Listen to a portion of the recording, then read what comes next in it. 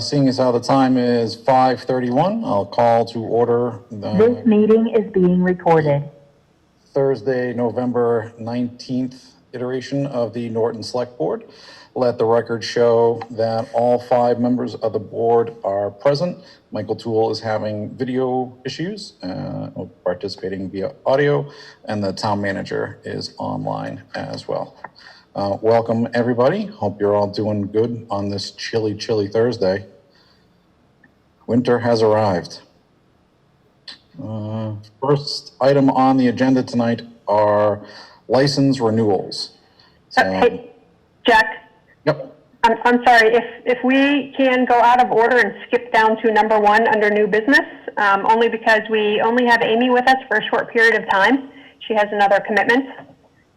That's right. You did ask about that, and I forgot. So yes, we will take things out of order, and we will jump to number 1 under new business, which is the marijuana retailer presentations and host community agreements. Renee, you want to kick us off? Jack, do you have to do a motion on that, Jack? Or No. that fall within the right of the chair? The chair's running the meeting, he can go in any order he wants. Thanks, Brett. All right. Take it away, Renee. Thank you.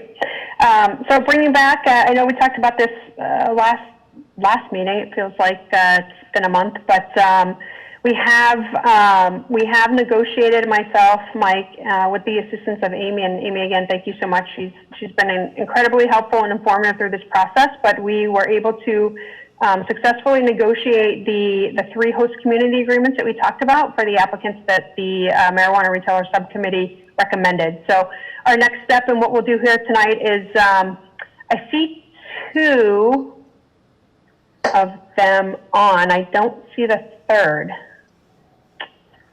Let me just, is somebody on representing Lucky Green Ladies?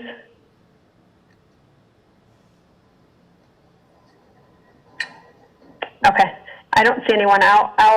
During the presentation, I'll reach out just in case. I know they indicated they would be here, so just want to make sure there's not a technical problem joining the meeting. But what we're going to do is each of the retailers will provide us with a 10-minute presentation, and I'll watch the time on that just in the interest of time, and then the board will have an opportunity to ask questions and answers or address any concerns, and then we'll go into just a discussion with Amy about the host community agreements. She'll provide us with her knowledge and wealth of knowledge in this situation, and we'll talk specifically about the agreements. So with that, why don't I turn it over. We're going to do this, I can't remember what order we said, but we will talk. I see both Andre on, Arzumanian. Did I get it right this time? Excellent. He's with Solar Retail Norton, and then Alex DiPietro is also on with Exit 10 LLC. So these are the 2 initial primary applicants that the marijuana retail subcommittee recommended. So we'll start with them. And Andre, why don't we go ahead and you can kick us off with your presentation and let us know if you're not able to share on the screen. Sure, I'm happy to, Renee. Thank you so much. It looks like I should be able to. I just want to start off by saying thanks to everybody for being on today, and thank you, Renee. Let me know if you folks can see my screen, please. Yep, we can see it. Great. So we can get started here. If you have any questions along the way, please don't hesitate to hop in. My name is Andre Arzumanian. I am the president of Solar Retail Norton. We are a local community-focused operator with some experience in the professional operations of marijuana establishments in the Commonwealth. Our charter is our commitment to creating an inclusive and positive community environment around our emerging industry, and also focusing a maniacal focus on giving our customers access to premium, high quality wellness products at reasonable value. And the other third point I wanted to make is that we operate as a licensed partner of Solar Therapeutics, benefiting from the rapidly growing company's extensive technical, intellectual, and human resources. Our proposed site is 242 Mansfield. That address is within the recently approved marijuana overlay district. We think it's a terrific site with great traffic flow and visibility. And in addition to that, the site boasts really favorable ingress and egress traffic access with 75 dedicated parking spaces for consumers, which we think is terrific, and it's definitely on the higher end of the spectrum of what you find out there today. A little bit about Solar Therapeutics. So Solar Therapeutics is a vertically integrated operator headquartered in the Commonwealth. They started actually as a legacy license holder during the medical program today. The company has nearly 70,000 square foot state-of-the-art campus in Somerset, Massachusetts, out of which they operate a pharmaceutical-grade cultivation facility, have extensive product manufacturing capabilities, and also operate a growing network of retail dispensaries, the first of which is sited in Somerset, and the second of which is coming online in neighboring Seekonk, and New Bedford being the third site there. Just quickly about our management team. So I'm the president of Solar Retail Norton. I have nearly 2 decades worth of leadership in the services, hospitality, and information technology industries. Prior to founding Solar Retail Norton, I actually led the business and community development function at Solar Therapeutics, where I was the third guy on the team and oversaw the standing up and expansion of our retail network. Today, as I mentioned, Solar Therapeutics operates 3 dispensaries in Massachusetts and is actually right on the cusp of becoming a multi-state operator. So I'm very excited and proud for that. My vice president, Andreas Nicholas, a very sharp and driven young professional with a passion for emerging industries and technology and a background in finance and operations. And we also have 2 terrific advisors in Edward Dow, the CEO of Solar Therapeutics, and Robert Keller, the CFO. A little bit about our revenue projections for that site and some of the assumptions there. So we do this analysis with every site that we pursue. Typically starts with a drive time population analysis, and then we back into consumer percentage variable there. So in this case, it's the assumption is that 7% of consumers are going to be cannabis consumers. The reality, the actual figures are, higher than that in the Commonwealth. There's annual numbers that are put out, and Massachusetts takes something like 14%. So, but again, we try to be conservative with these numbers, and then we have an assumption here around the monthly consumption rate, and that gives us essentially an annual regional revenue opportunity that we then have to adjust by the number of competitors that are in the area and come to our baseline revenue number here for our first full year of operations, which will be 2022. And then we just have a nominal growth rate through the next 5 years here. If I can continue. Oh, well, that's it. And then I have a handful of slides in an appendix that I've put together in case folks have any questions, and we can step through them. One of them is our proposed timeline, which has been updated since the last time we presented to accommodate for some of the delays, obviously, that we've seen, but also essentially the punchline is that our targeted open date has been updated to late September of 2021 here. A little bit about the partnership. So essentially grants us rights, not the obligation, but the right to use the solar brand and assets, as well as the benefit from the extensive omni-channel marketing initiatives that the company has, ranging from digital to on-prem, as well as billboards in the South Shore and surrounding areas. In addition to that, we benefit from favorable inventory and product supply agreements, which are going to be a really big deal for the industry over the coming years.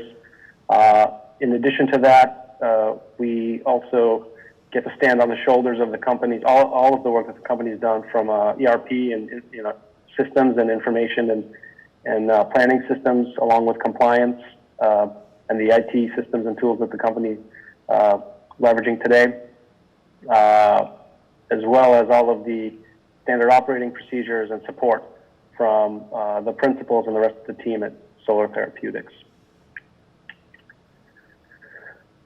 To very quickly speak to the positive community impact that the Norton community can expect, first and foremost, jobs. So we're, as I mentioned, one of our main charters is to partner with our local communities, and so we are going to be working very hard to promote folks to positions in our organization from within the Norton community. Naturally, the monetary benefits that are going to be part of the HCA fee, as well as the optional municipal tax that you folks can participate on. On the economic development front, we're going to be investing a substantial amount of capital into the build-out of the facility, and so that's going to leverage and rely on the local vendors and businesses of Norton as well. Another point to consider is, again, in working very closely with the town of Norton, it's going to give you guys an unprecedented amount of control with regards to visibility into how we're operating and essentially helping us craft a lot of the protocols and procedures. So it's going to result in a great amount of control for you folks in terms of how we operate in your community. And I'm going to hop over responsibility for a minute and move over to quality product. As I mentioned, this is a major issue in the Commonwealth today. There's substantial shortages happening, and so having access to predictable supply chain of product is a really big deal nowadays. And finally, ending with responsibility, we take community relations very seriously. We're the management team behind our group is an experienced team, even though it's a young industry. It's like 2.5 years in our industry is like a decade in any other. So I think that goes a long way as well. So those are the positive impacts that you folks can expect from a partnership with Solar Retail Norton. And then I think the remaining two are just some slides on some of our protocols around things like prevention of diversion, as well as a security overview. So I can end it here and open it up to any questions you folks may have. Great, thank you, Andre. I have at least one question, but I'll ask the board on any others. And Brad, I muted you earlier, so you might have to manually unmute, just so you know. I kind of like it this way. Any questions from the board? I was just going to ask, Marty, I think you already answered about how many jobs you think would be added in the Norton area at the actual retail store. Yeah, I believe so. I believe our business plan has 36 to 42 jobs at that site. I can confirm, but it's right around there. Andre, are those all full-time or some full and part? Well, typically, Renee, it's a blend of both. The folks that are going to be on the management team are going to be full-time. So whether it's the GM, the assistant managers, the compliance folks, the security director of security, those are typically full-time roles. And then retail associates, we typically find are a part-time role. Excellent. Can I ask you, Andre, in respect to the projections that you show growth year over year at 7%. Have you accounted for the saturation within the market as more dispensaries are opened? That's a great question, Renee. We do try naturally be cognizant of increasing competition. What we find in the actual, the actual rate of growth we're seeing today is essentially double what our assumptions are on a monthly basis right now. And so these figures really represent substantial sandbagging of those. And so I think we're pretty comfortable and confident in these assumptions.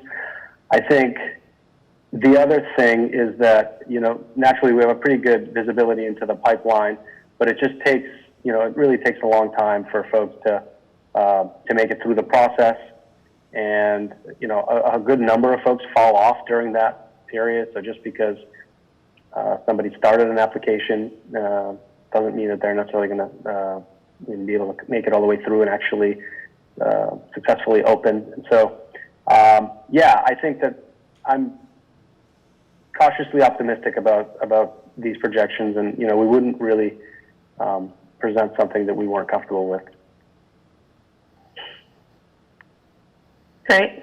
Do you know, Andre, too, I don't know the square footage of the buildings there now, but if I remember correctly, you guys will be expanding. What size facility are you looking at? Sure. So our sweet spot is between 3,000 to 3,500 square feet. You can think of it as a boutique retail or maybe like a Starbucks-like shell. I think the shack on the premises there is around 1,100 or so square feet. And so once we dig in, we're going to evaluate whether it's going to be a total knockdown or whether we can salvage some or part of the building to do that. But my personal operating assumption is that we're going to be demolishing that building and putting a brand new building up. Great, thanks. I have one more question unless somebody else has a question. Renee, there's a question from someone in the chat. I don't know if you want to address that now or after. The question is, how many stores will there be in a 20-minute drive time? There are stores in Taunton and Attleboro, so why only one competitor? I don't know if that's specific for Andre. I think we can talk about that afterwards. But Andre, if you want to provide any insight into that, I know you guys did some initial work. Yeah, we're aware of one project in Mansfield, and it's very possible that maybe there are some more competitors sort of on the fringes of that 20-minute drive time assumption. So it's possible. And then my other question for you too is, in respect to your operating hours, right? There are obviously when we're out of the pandemic and Xfinity Center opens up, are you planning on being open during those times, or would you close just because of the increased traffic and foot traffic? Well, from a commercial standpoint, it's one of the things that we get really excited about is capturing some of that traffic. Now, I think that aside, our hope would be to be able to work with the town of Norton to come up with a plan that is agreeable to the police department and the town to be able to operate. Just because, that's a great opportunity for us to be able to capture some of that traffic. Great, thank you. Mm-hmm.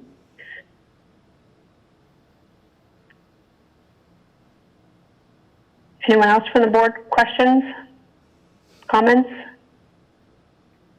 It was a great presentation. Thank you very much, Andre. Appreciate it. Oh, thank you very much. Okay, thank you, Andre. Thank you.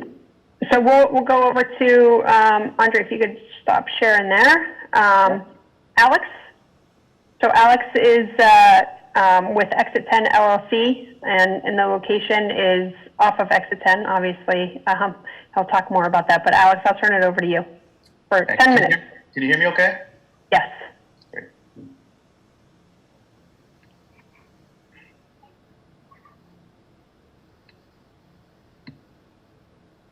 right. We can see the presentation too. All right, great. Thank you, everyone, for the time. In an effort to not sound repetitive to the previous presentation, because we are a similar setup here with a licensing agreement with a highly visible and kind of saturated partner in the market, which is Cultivate, which I'll touch on secondly. And I guess the biggest thing for us was to really focus on the heartbeat of why we think we're a good selection and good partner for the town, which is our history and background in both retail and in the space. So Cultivate being, which I'm sure if you are familiar with Massachusetts, cannabis, Cultivate being the first one to open in the state, got a lot of notoriety in regards to the long lines and shuttling people and things like that. So we're able to work out a lot of those kinks and really kind of took the flag for the state of Massachusetts in this direction and working with towns to really make it happen. I have Rob Lally as well from Cultivate on the line who can chime in here in a minute, but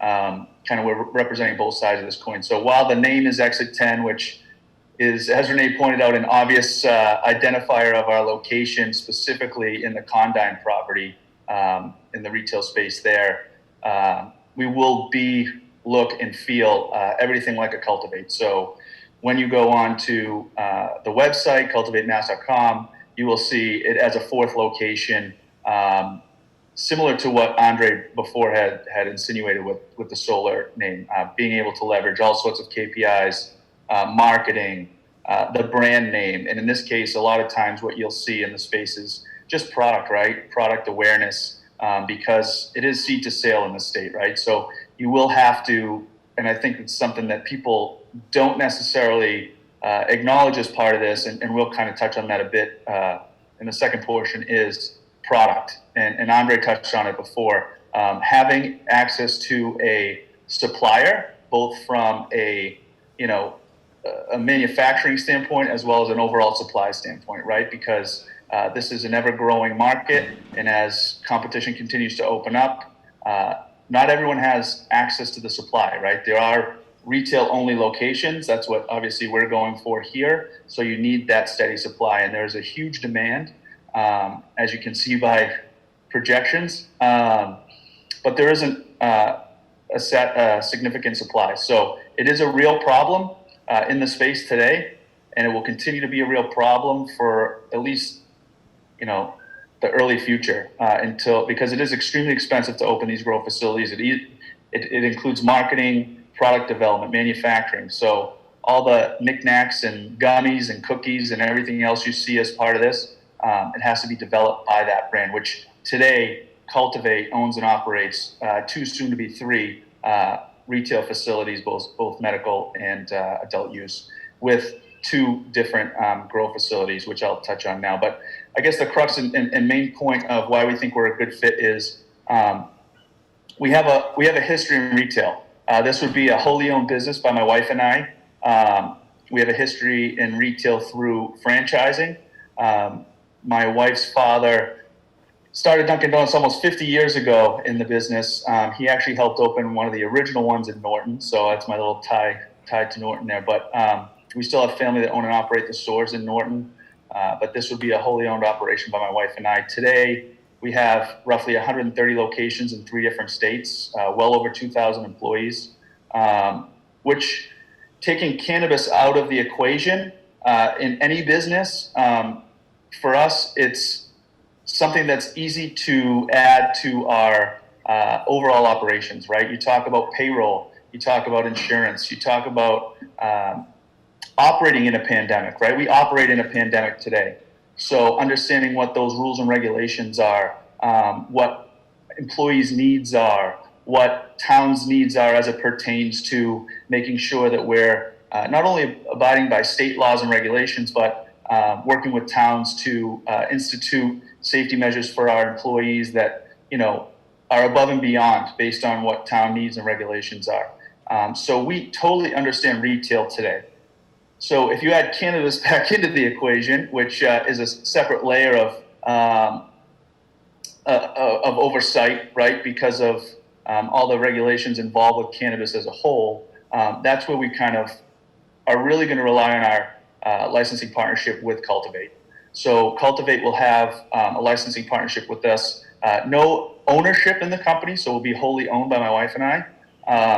But as part of the licensing agreement and a wholesale agreement, we'll have access to all the same kind of product that their other locations will have and their buy price. And all the things that have made them first to market and really groundbreaking as it pertains to cannabis in the state of Massachusetts. So if you're not familiar, like I had mentioned, Cultivate was the first dispensary to open in Massachusetts. They, like Andre had mentioned, years in cannabis are like dog years, right? So having been on the forefront of this whole thing, they've really had the ability to deal with a lot of the issues that have since simmered down because of the access to other competitors in the industry, but I've seen it firsthand, right? The long lines, the things that initially bring fear to different towns and organizations to say, hey, let me have a pause here to make sure that it's the right business for us.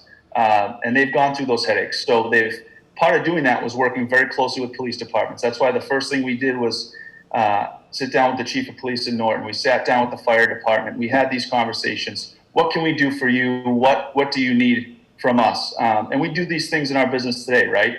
Having that relationship where you kind of, you operate simpatico is extremely important, right? So now, if you look at them as a brand in Massachusetts, probably I think one of the largest ones to date, right? So they'll be opening up in Worcester shortly here, offering both medical and recreational. Leicester being their first location in Massachusetts that opened, that was obviously the popular one, having a grow facility and manufacturing in that location, and having recently just opened Uxbridge, which you can kind of see in the bottom left-hand corner there, which is a 75,000 square foot grow facility and manufacturing facility that could continue to grow up well over 100,000 square feet. Breadth of products, being completely self-sustainable in that regard, even offering wholesale to other standalone dispensaries and things like that. So the ability to grow with us, continue to operate and develop products that fulfill the needs of not only our customers, but specifically customers that we're catering to in these towns that we operate and live in. So, for us, it's about being a great partner to Norton, first and foremost, understanding what those needs are based on our history in retail, and then partnering with someone like Cultivate, who has the next level of expertise specific in cannabis. And, I'll pass it quickly to Rob, just give you a little bit more about Cultivate as a whole brand. But that's who we are. Again, please ask any questions that you might have. I think the point of our conversation today was really to tell you that we think we're a great fit because, we understand the market completely. We understand what it means to be a good partner in a town and operate retail. We operate in many towns in Massachusetts and 3 different states. So we understand retail business and customers, and, and Cultivate understands what it means to be a highly regulated retail, and that's what their expertise will bring in to kind of partner on with us. But Rob, I'll pass it to you to give a little bit more on Cultivate.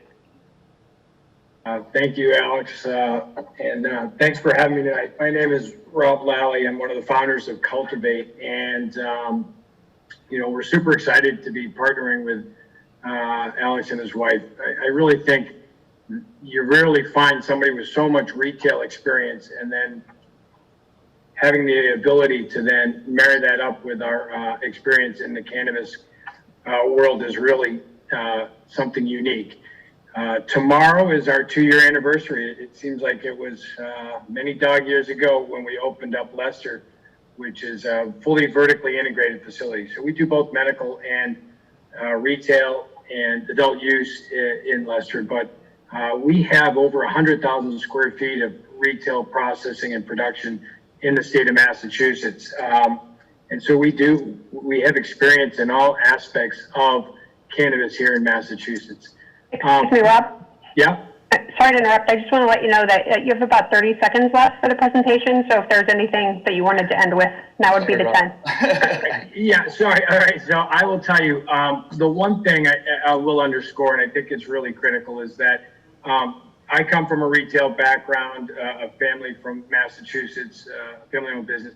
It's really hard to run retail. When you add on the cannabis and all of the requirements, it's even harder. And I think having an experienced operator is one of the most important things. Everything from banking to insurance to accounting, all of these are different in a cannabis world. And I think that's what we help with Exit 10, is to bring a lot of those relationships to get them open sooner, operating more efficiently, and being a successful partner in Norton. So I'll leave it at that. Great. Thank you both. Thanks, everyone. I'll ask the board if there are any questions for either Alex or Rob.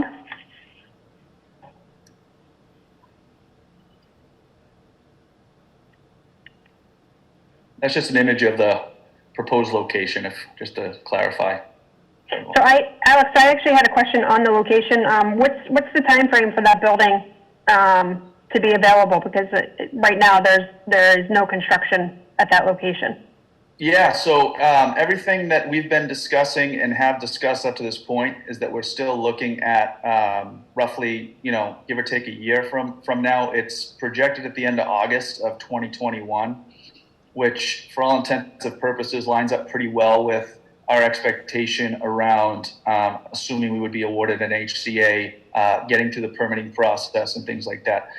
We've talked to the people at Connor and Jeff and the alike, and they feel pretty confident that this is going to move pretty quickly based on their relationship with the town and their ability to move quickly. So to some degree, I'm sure that part of the retail portion is waiting on us to finish our appropriate paperwork and signing officially a lease with them, and having that comfort of knowing that we're going to go as soon as it's ready. But for all intents and purposes and what's on the paperwork that we signed, it's end of August of next year. Great, thank you. No problem. Renee, can I just specify one thing that I think is an important note? While this is an extremely important part of this whole process, obviously, it's important as everyone weighs these things to understand that there have been hundreds of licenses given out and a very small percentage of dispensaries that have actually opened, right? So I think it's well over 600 licenses have been given out, and I think like 28% of them, I think those are the numbers that I have that are pretty relevant, have opened. So it's definitely possible, but I think that one thing as you weigh your decision is, can these people execute? And our feeling is, we feel very confident on our end that we can execute. Cultivate and us as a retail operator have executed. And I think as you weigh your decision, just something to keep in mind that while this is step numero uno and extremely important in the process,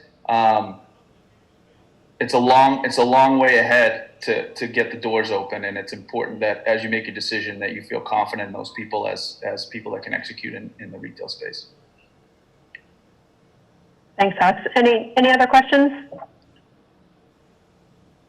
I do. Do you have any revenue projections, Alex? I do. Let me see if I can get them. Slightly toned down from what you've seen. We're very conservative. We have our break-even numbers that we've ran. We're going based off of, at this point, Cultivate has 2 fully functional and operational dispensaries in very different areas, right? So one of them in Framingham is on extremely busy, it's on Route 9 in Framingham, very busy area right near the Natick Mall, basically on Route 9, which is the newest one and has operated during this pandemic time. Being conservative business people, we're leveraging those type of numbers a little bit more. While our expectation is hopefully we multiply on these projections, we're being very conservative. We think it's going to fall around the 6 to 7 million range. Well, I know that everyone's got their own speculation and what they think it will be. I think these are good conservative numbers for us that while they make us very profitable and it makes the town profitable, I think these are good. And we hope to actually blow these numbers out of the water, but we feel like these are good conservative numbers for us. Excellent. Thank you, Alex. Again, great presentation. Thank you. Thank you. Any other questions? I can't see Brad anymore on my screen, so I'm just going to scroll. Sorry. No, I'm all set. Thank you. Okay. Great. Thank you, guys. Thank you. Appreciate your time. So we'll go on next to Lucky Green Ladies. Alyssa Nowak, I saw you. There you are, Alyssa. Hi. Hi, how are you? Good. I'm going to share my screen. Excellent. And Alyssa, I don't think that you were on when we started, so just want to reiterate that you have 10 minutes for the presentation. Great. So good evening, members of the Select Board. My name is Alyssa Nowak. I'm the CEO and founder of Lucky Green Ladies. Thank you for the opportunity to present tonight, and in light of the time constraints, our operating and business procedures can be found in our RFI. And if you have any specific questions at the end of the presentation, I'm more than happy to take those, or please feel free to email me with any questions that you may have. For tonight, I am going to focus on and explain why Lucky Green Ladies is the candidate that you should select. So Lucky Green Ladies, we are a small family-owned independent company with great opportunity to expand our business in the town of Norton. Our plan is to have a clean, streamlined cannabis boutique store with 5 point-of-sale systems. We'll employ 16 full-time employees and 3 part-time employees, and we'll carry a wide range of products that include flower, edibles, concentrates, tinctures, and accessories. Those are just to name a few. We are community-driven and have attended every EDC meeting since May to find out what exactly the town is looking for in a business partner, and we've tailored our RFI proposal to meet the needs of the community. We want to be a socially responsible outlet for consumers to purchase cannabis, and we define social responsibility as taking care of our staff, paying a living wage, and unlike many operators in the industry who prefer part-time staff so they don't have to pay benefits, we prefer full-time staff, and we offer full benefits. We pay 80% of health, dental, and vision insurance, and we'll have a retirement plan within a year. And if you look at the RFI, you'll notice that there are other few incidental benefits that we offer as well. We plan to hire 50% of our staff from Norton, and we'll advertise locally for the first few weeks to increase local recruiting. And one of the main concerns of the marijuana retailer subcommittee was that we're not growing our own product, and we actually think that this is an advantage, and here's why.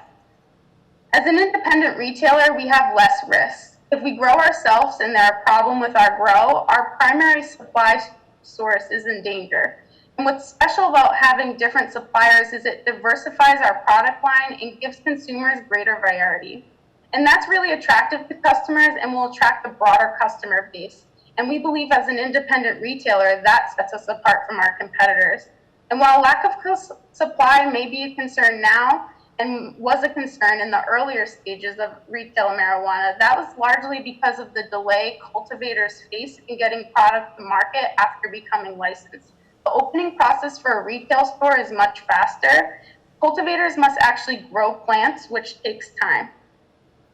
And I'd like to talk to you about the experience that our team brings. So in May 2020, I graduated with an MBA and a 3.8 GPA. Prior to that, I earned my BA in psychology, and currently I'm working for my parents' business remotely as a director of marketing and social media at their sleep-in hotel. I have a lot of experience in the legacy market and the food service industry, and I will review that on the next slide. We'll start with the legacy market. In 2014, I was one of the first 500 medical patients to receive a medical marijuana card in the state of New Jersey. I'm very familiar with the marijuana culture. I understand consumer needs, preferences, product strains, and that's actually how I ended up being in the social equity program. The traditional market of marijuana came from individuals in the unregulated market who believed marijuana had therapeutic effects and should be legalized. I understand the traditional market just as well as I understand the regulated market, and I believe that also sets me apart from my competitors. I've been on both sides of the industry, while 90% of the current licensed operators have minimal cannabis experience prior to legalization. And don't estimate my food service experience, and here's why. I worked at Dunkin' Donuts for 5 years, which was a very fast-paced environment. I started at the bottom and I worked every position until becoming a store manager. And as a store manager, I had many key responsibilities that were vital for the restaurant's success. Over the years, I served anywhere from 400 to 1,200 customers a day, but in most of my experience, I served 600 to 700 customers a day. And it's generally recognized that food service workers make the best cannabis retail employees. We think on our feet, and we're always serving customers in a fast pace. I'm currently being mentored by 2 industry leaders, and unofficially I have great relationships with other companies that are always a phone call away if I need any guidance or have any questions. Caroline Sprinkle of Caroline's Cannabis has been my mentor for 2 years, and Caroline has been really successful. She just expanded into more retail space in Uxbridge and has a provisional license for another retail store in Hopedale. And like me, Caroline had no prior commercial cannabis or regulated market experience. And I don't want to downplay cannabis and regulated market experience, but having no prior experience in the industry is not a prerequisite for success. Caroline also has a proven track record of success in her mentoring program. For example, one of her mentees, Haverhill STEM, became the second economic empowerment retailer to be licensed and is successfully operating now in Massachusetts. And Caroline fully intends to maintain this track record and is committed to supporting Lucky Green Ladies. Brian Stryer, the CEO of 4 Daughters, also mentors me. He reviews all of my operational and business plans, and as a part of Brian's positive community impact plan with the CCC, he focuses on assisting social equity participants like myself. So I'm confident that he'll be with me every step of the way and post-operation as well. And I think we have a great team. My parents have a lot of business interests in a few different industries. My mom, Joanne Nowak, is a 10% owner of Lucky Green Ladies. My mom has successfully owned and operated many businesses across the U.S. Nicholas Obolensky is an experienced cannabis attorney and has guided many small operators through the licensing process. And I think our team brings a unique but powerful mix of transferable skills, and we're ready to face any challenge that is thrown our way. And now I'd like to talk to you about the value that the social equity program brings to the team. So the social equity training program is training offered by the Cannabis Control Commission that provides the tools necessary for success in the industry. The program is aimed at helping individuals from disproportionately impacted backgrounds and communities. Caroline was also a social equity participant and went through the program as well. The training is a 6-month program taught at Babson College, and here's a list of the coursework that we had to go through. And I want to emphasize again how important the social equity program is. I feel I've been underestimated in my experience. The training program was extremely hands-on, it was very interactive, and it's meant to produce successful entrepreneurs. No other operators that have applied with the town of Norton have taken these classes. And municipal revenue, this is the potential revenue that I will bring to the town. I've categorized them as high, medium, and low. And I'm going to tell you why. So the Massachusetts marijuana prices are the highest in the U.S. They're 40% higher than the prices in Colorado. And as a result, in the near term, stores will generate higher sales revenue due to higher prices and should experience higher demand until more stores come online. So in other words, opening as soon as possible is the key to achieving high municipal revenue, because as soon as more cultivators and retailers open up, the market will settle and start running at a normalized rate. These numbers reflect the 3% community impact fee and the 3% local excise tax that the town will receive annually. And then in addition to that, the town will also receive $30,000 annual community benefit payments and $20,000 donated to Norton charity or nonprofit. And piggybacking off my last slide, delivery will only increase the revenue for the town. The selling retailer records the sale regardless of the consumer's residential location. And I realize I need to keep in the 10-minute limit. So if you're wondering how home delivery works, I'd be happy to go into more detail at the question and answer part of this presentation. But our plan is to deliver for our stores or other retailers if there's demand. And what that means is if we have the available staff and resources such as extra vehicles, we'll contract with another retailer to deliver their product as well. And if selected and we have excess capacity, we're interested in collaborating with the other retailer in Norton to deliver their products as well. Our strategy is to not view the other Norton retailer as competition. We want to work with them collaboratively to make the Norton market as attractive as possible to consumers, because it benefits the other Norton retailer, it benefits us, and it benefits the town. And delivery is especially important now more than ever when thinking about our current pandemic. Many customers have chosen to stay at home and get items delivered rather than going to the store, and it's expected that consumers will continue these purchasing habits even after the public health crisis. And on a side note, I have applied for this license. It's called the Pre-Certification on Home Delivery, and we are just waiting on approval from the CCC. So direct benefits of social equity to the town. Well, first is the expedited licensure review. So for example, if there's 100 pre-licensed retail applications in the commission's queue, I would not enter as 101. I would move ahead to the expedited review line.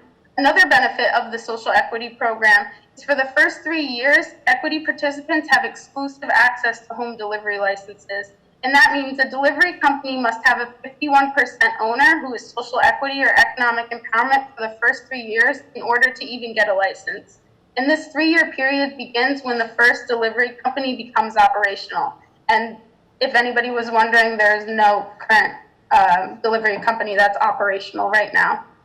Yeah, Lisa, I'm sorry to interrupt, but the 10 minutes is up. Okay. Can I have one more slide? I'm going to say no, because we didn't provide that opportunity for anyone. You can certainly show this slide on the screen, but we're going to go into the question and answer session. Okay. Thank you. No problem. Any questions from the board?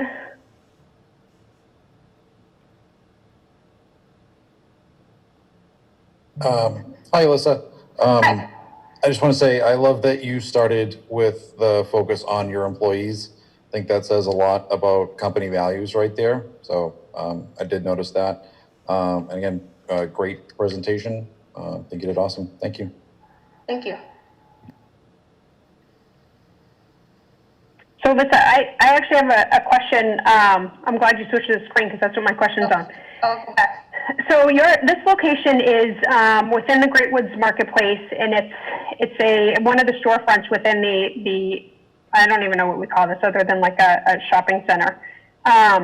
Historically, I haven't seen many or any that aren't a standalone building. So can you talk about like any sort of pros and cons that you guys have found in respect to being in this type of a shopping complex versus an individual or separate location? Yep. So my relationship, Garden Remedies is going to be one of our suppliers, and how my relationship with them started is I did a lot of research into their business because they're actually, I know a couple retailers have submitted applications to be in a plaza, but they're the only one that's operating right now, and that's in Marlboro. So Brian Morin, the CFO of Garden Remedies, actually surveyed the other businesses in the plaza and found that there was an uptick in business once the marijuana retail store became operational. Does that answer your question? I mean, I was wondering just in less about the stores around it, but more about what the retailer saw. Right, like if you had any feedback in that regard. And if there's only one, I imagine you may not, but I was just wondering if that might be the case, like what you guys found as you were doing your research. We just really focused on the other businesses and how there would be a benefit. We noticed that other business customers would stop at other businesses to, get food or buy alcohol. I know there's an alcohol store in the plaza in Marlboro, so that was the most significant. They reported the most significant uptick, but for the store personally, no. And they haven't had any problems with, no neighbor complaints or anything like that. Their whole operation is running smoothly. Alyssa, I think if you show the next slide, it might help answer Renee's question as well, where you were going with that. So, Renee, this is just an example. Excuse me, everyone. I don't have my video on. Hi, I'm Nick Obolensky. I'm Alyssa's attorney, and with respect to other marijuana retail stores operating in a plaza, this is a vision of a future that Lucky Green Ladies hopes that it can also bring to Norton, which is a successful plaza, a successful marketplace. And that's why, I mean, she didn't get to this slide, but that was where she was going to sort of ultimately end up. And I think it's important to note that a retail store can be very beneficial both to for itself, but also for all its surrounding stores in a plaza, and enhance the plaza overall. All right, thank you. Any other questions? Okay. Thank you, Alyssa. Thanks, Nick. yeah. Thank you.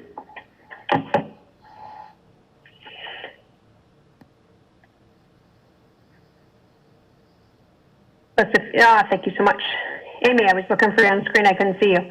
So, so guys, Amy is on. She is our town council. She is, as I mentioned earlier, has a lot of experience in marijuana retailers and just the industry overall. So, Amy, I'll turn it over to you if you can kind of help guide us, you know, with your knowledge, please. Sure. Thank you, Renee, and thank you, Mr. Chairman. So first of all, I just wanted to say that that the town did this whole process correctly. You guys didn't rush into anything. You created the EDC, which I think is so important because that's essentially what everybody wants out of this is a win-win for the retailer, for the town, the whole thing. So there was a sample or a draft host community agreement that was sent out to the applicants, and that came back with a few changes. It's never we can never send out the perfect agreement, obviously. So our agreement had some components that were related more to cultivation. So essentially, that's what we did. We went through the HCA with each applicant, and we've essentially come to an agreement where they're extremely similar. So Renee did a very good the Excel spreadsheet that kind of you can see the differences are minimal between the three.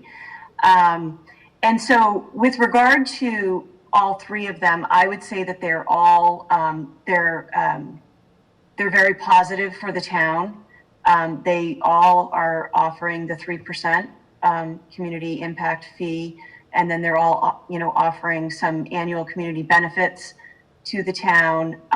One of the things that we thought was important was that the charitable donation be flushed through the board of the select board. So, because as the board in town, you guys know what charities, what's necessary for what charities. So we thought that was important, that any donation, which will be directly from the company to the charity, however, that is first cleared with the select board to make sure that it's something that you guys are comfortable with and think is worthy. So we did that. With regard to the three, the difference is that the real differences that I see are the locations. And so I think that that's where the local knowledge comes in with the board, because that is the difference. Now, that being said, they're all three within the overlay, which the town approved.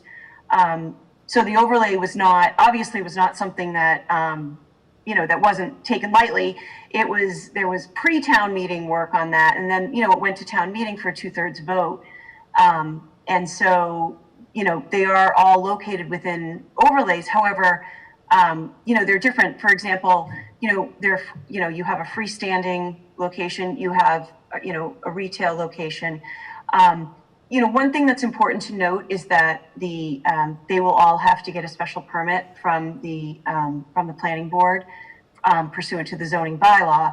So, certain aspects of the location will be discussed at length with the planning board with regard to, deliveries and traffic and parking and, things like that. But again, I still think that because it's, in my opinion, it's one of the biggest differences between the three, it's something that this board should probably consider. And then the other thing that I wanted to add was that, in my opinion, the CCC does not take their licensing lightly. I know that the trend in Massachusetts is that we're seeing more and more of these facilities popping up. However, we're seeing some cultivate facilities, we're seeing some retail facilities. So we're not, where it seems like there's a lot of licenses out there, there's really not a lot of licenses out there in Massachusetts. Other states, I've been informed with some of the conferences that I've gone to that other states are saturated. Massachusetts is not, but the licensing process at the CCC is rigorous, to say the least. So, obviously, all three companies, are worthy of actually even applying for these licenses. And so, I don't think that, I don't think that that's necessarily a concern because the CCC really does a really thorough job with their licensing at this point. They're still doing that. So, so if there's any questions that you guys have, I will say that the whole process has been very, very easy and very organized, thanks to Renee and Mike. It's just, it's been a well-oiled machine, I would say, and we're kind of at the end where now it's a decision. And we wanted to make sure that, there was a decision, so the board can decide. So that's kind of where we're at. If I could add too, you mentioned the change in the language around the nonprofits and the charitable organizations, and that specifically came, one of the things that Mike brought up is he has businesses that call him in respect to, where can they provide the most support, right? So he's advising others in town on that. And the other thing too is what we noticed in the initial, in a couple of the initial HCAs were the call out to supporting the Covenant of Kindness. And while, it's certainly a reputable organization and we have a need for that, like one of the things that Mike had indicated was during the coronavirus and with the change in the schools distributing food, right, their numbers overall have been down, right? So it might not be an organization, and I use this as an example to say how the environment can change. Like it might not be an organization that the town has an immediate need for, there may be another. So that change in language that was suggested by Amy just gives the company the ability to also, investigate and research what areas may be in need or that they would like to support, and then us the ability to have discussions with them as well prior to approving it. The other thing that changed in the HCA, and I mention this only because this board approved the HCA, I want to say back in April. And then the one thing that we added on is Chief Clark had established a list of requirements, security requirements specifically, and it included things like notification to the police department immediately, if certain things occurred, as well as what the requirement was for video cameras, things like that. I think there was a list of 10 or 11. And so we actually added that as an addendum within the HCA to make sure that was accounted for and in that the applicants were able to adhere to those requirements. So I just want to mention that for your awareness, because those were two changes that were done really at kind of the last minute, because I called Amy and just asked where that was, where the requirements, really how we could handle those and make sure that the chief's concerns were addressed. So any questions on the information that was sent to you guys you know, as she mentioned, they're all very similar. The primary changes that came out were based on language that was more for a cultivator or manufacturer, not necessarily for a retail establishment. So no significant changes there. And I showed briefly, I can pull it back up again, but the locations of each of the applicants. Let me know if you guys want to see that again. Renee, I guess on the only difference is the annual, I'm sorry, Mr. Chairman, is that okay if I ask a question? Go for it, Michael. Thank you. I saw, and by the way, you can't make your print any smaller on the spreadsheet. Horrible eyes. One is 25,000, one is 5,000, one is 30,000. What's the difference in that, and what was the negotiations around that one? It looks like Exit 10 LLC was, and it says annual community benefit payments to fund. Can you just describe that and give the breakdown on that? Benefit payment portion? Yeah, if you could, that would be great. So within the HCA, so these are, you know, we have two things. We have one, the community impact fee, which is 3%. That was something that we put in there as 3%. It was not a point that anyone tried to negotiate. As you know, we also have the 3% in the bylaw for the excise tax on marijuana. And so the annual community benefit payments and the annual charitable nonprofit contributions are both obviously points to negotiate. So, I mean, I guess try to answer your question, they were different. You know, when we received these, I responded back where appropriate, just to provide, be transparent and say, you know, we had these annual community benefits payment or the charitable contributions in these amount, you know, consider what you put forth in front of the town. So those are the items that we settled on, and you know, again, it's for the board's consideration, because while these are negotiated, as you guys know, we can enter into two. We only have the ability to have 2 licenses within town, so you know, it's a consideration point for the team. Okay, so so there was obviously some negotiation, obviously. So if I'm not mistaken, so Exit 10 LLC, which is on 123, is doing a $5,000 annual community benefit payment, and then doing a $30,000 annual charitable payment, correct? Is that correct? how I'm interpreting it? So there's 2 separate payments plus the 3%, and then they have 3% excise tax, correct? Yeah, and the other 2 are standard across the board. Okay. With the others, Okay. There's no no separator there, differentiator. I mean.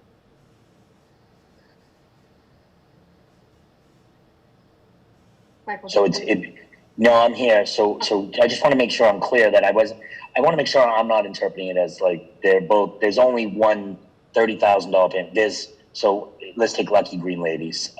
So they're $30,000 annual community benefit payment, and then they've got a third $20,000 charity payment, correct? So that's a total of $50,000, correct? Yeah, that's correct. Okay, and then LLC is 35,000, and solar would be, I'm sorry, I'm in my eyes. You're killing me here, Renee. You can make it, Michael, it's at 80%.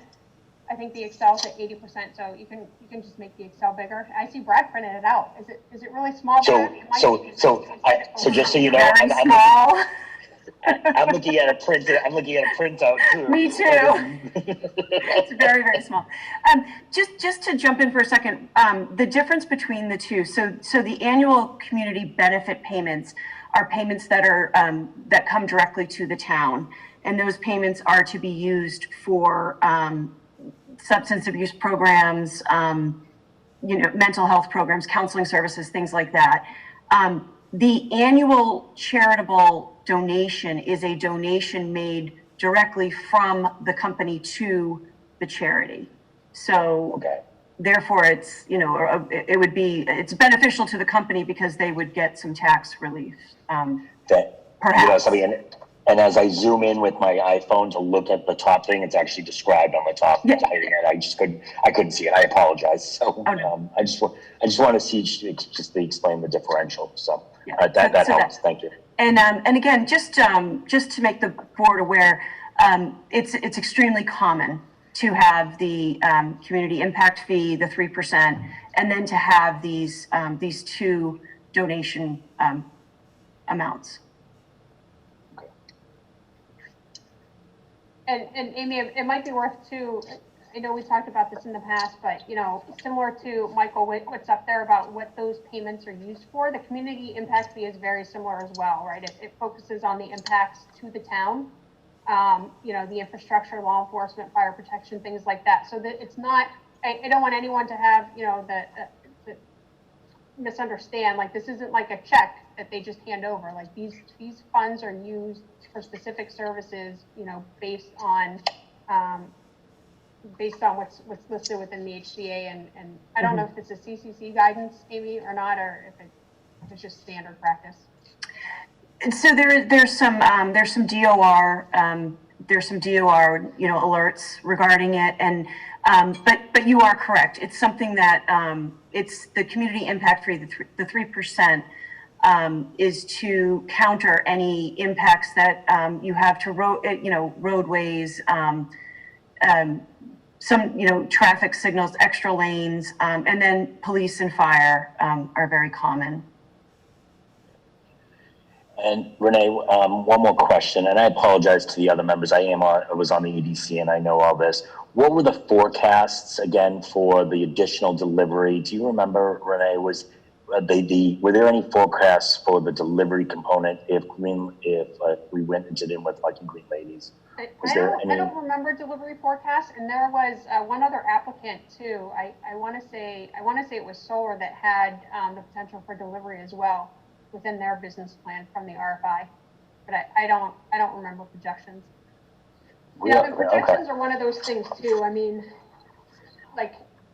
certainly and I know we had a lot of conversation with this during the subcommittee reviews, but projections are projections, right? And there's always going to be some sort of external variable that changes that. So you have to, I think, I don't want to say understand that, but understand that there's going to be, some net difference in that.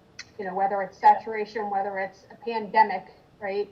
And I think in the case of the pandemic, because they were shut down for a short period of time, that actually helped with revenue this year, because then everybody kind of flooded once they were open again. But, there are so many external factors. I don't really see a difference between what I would say from a projection from the three of them. We have to consider, and we've talked about this before, really what's going to drive folks to town. What are some of the other benefits as well? Because I think that there's more to this than just putting a pot shop in town. No, and I would agree with you 100% on that. Something though, this is the first time I'm hearing Solar Therapeutics that where the delivery was an option. I thought the delivery option was only to equity, were to equity applicants, and I know Exit 10 and Solar were not equity applicants. So now I'm confused. I think that I can't remember what the language is, but I think that social equity and the economic empowerment both had the ability to, I think it was kind of like the preference, right? I think Amy, Solar wasn't a economic empowerment. No, that's what I mean. I think that those designations provided them preference. I don't believe. Correct. I don't believe that means nobody else can get a delivery license. And Amy's shaking her head yes. Okay. Yeah. Nodding. I was nodding. I was agreeing. Yeah. Something. And now that you say that, I do remember that in their presentation, they were talking about supplying other wholesalers. I didn't know that they were going to be selling and supplying individuals. I mean, absolutely. I absolutely do remember the presentation where they were going to talk about supplying wholesalers. I see. They were a wholesaler, but so anyways. I see. Sorry, Jen. Ms. Novak, attorney, like to speak. Feel free. Thank you, Mr. Chairman. I do want to speak to that one point just because I need to clarify it for the board.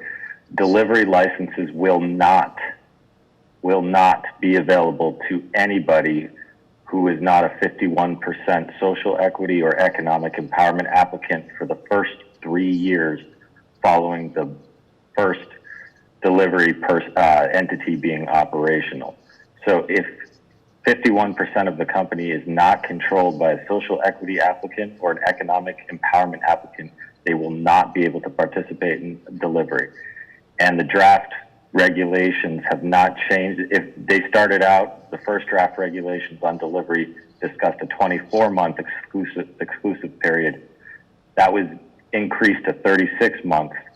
And the current draft regulations include language that says that it may be extended further to meet the needs of the Cannabis Control Commission and the whole point of the law and how it preferenced social equity and economic empowerment applicants. I just wanted to clarify that because that is critical. And Nick, can I ask, so this has not been approved, this is all in draft form by the CCC? It is in the final draft form right now. It's been through several revisions. The part that has never changed is that those participants in those two programs will be prioritized to the point of exclusivity for a period of time. That time started out as 24 months. It's been increased to 36 months, and the regulations include language that says that can be extended further by the commission at the end of that 36-month period, should the commission feel that those participants need further assistance or a further leg up. The Cannabis Control Commission, in drafting these regulations, has put a lot of emphasis in their desire to support those people that were disenfranchised, disadvantaged in the past as a result of a variety of different things. But only those members will be able to get a delivery license and operate a delivery business for the first at least 3 years is what it seems to be. And these draft regulations are almost finalized. They are currently, some of the last details to be decided are, for example, whether or not if you have a delivery license, that will preclude you from having your third retail license. So if an operator has 2 retail licenses, may they have a third retail license and a delivery license, or does that delivery license count as their retail license? That's one of the last things that's being debated right now. I mean, there's a couple other points, but the point of exclusivity is not up in the air. And what did they indicate when they expect to approve this guidance? I actually thought, just based on the presentations and discussions that we've had and what was submitted, that this was already there. I didn't realize we were talking about something that's not even in a regulation yet. I don't have an exact time frame, but they were going to vote on it on the final a couple months ago. I expect it to be voted on very soon. I expect these draft regulations to be finalized, but they are not final yet. But I do just need to emphasize that the part about exclusivity for economic empowerment applicants and social equity applicants, that has not been changed. I apologize. How do I raise my hand in this? I also wanted to just add some commentary.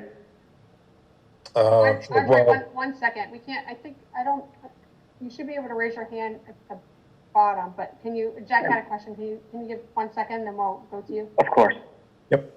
So for either attorney on the call, the clarifying question, what I heard means that a social equity or economic empowerment is not the only one that can apply for a delivery license. It's once they are issued one, they have exclusivity. Is that correct?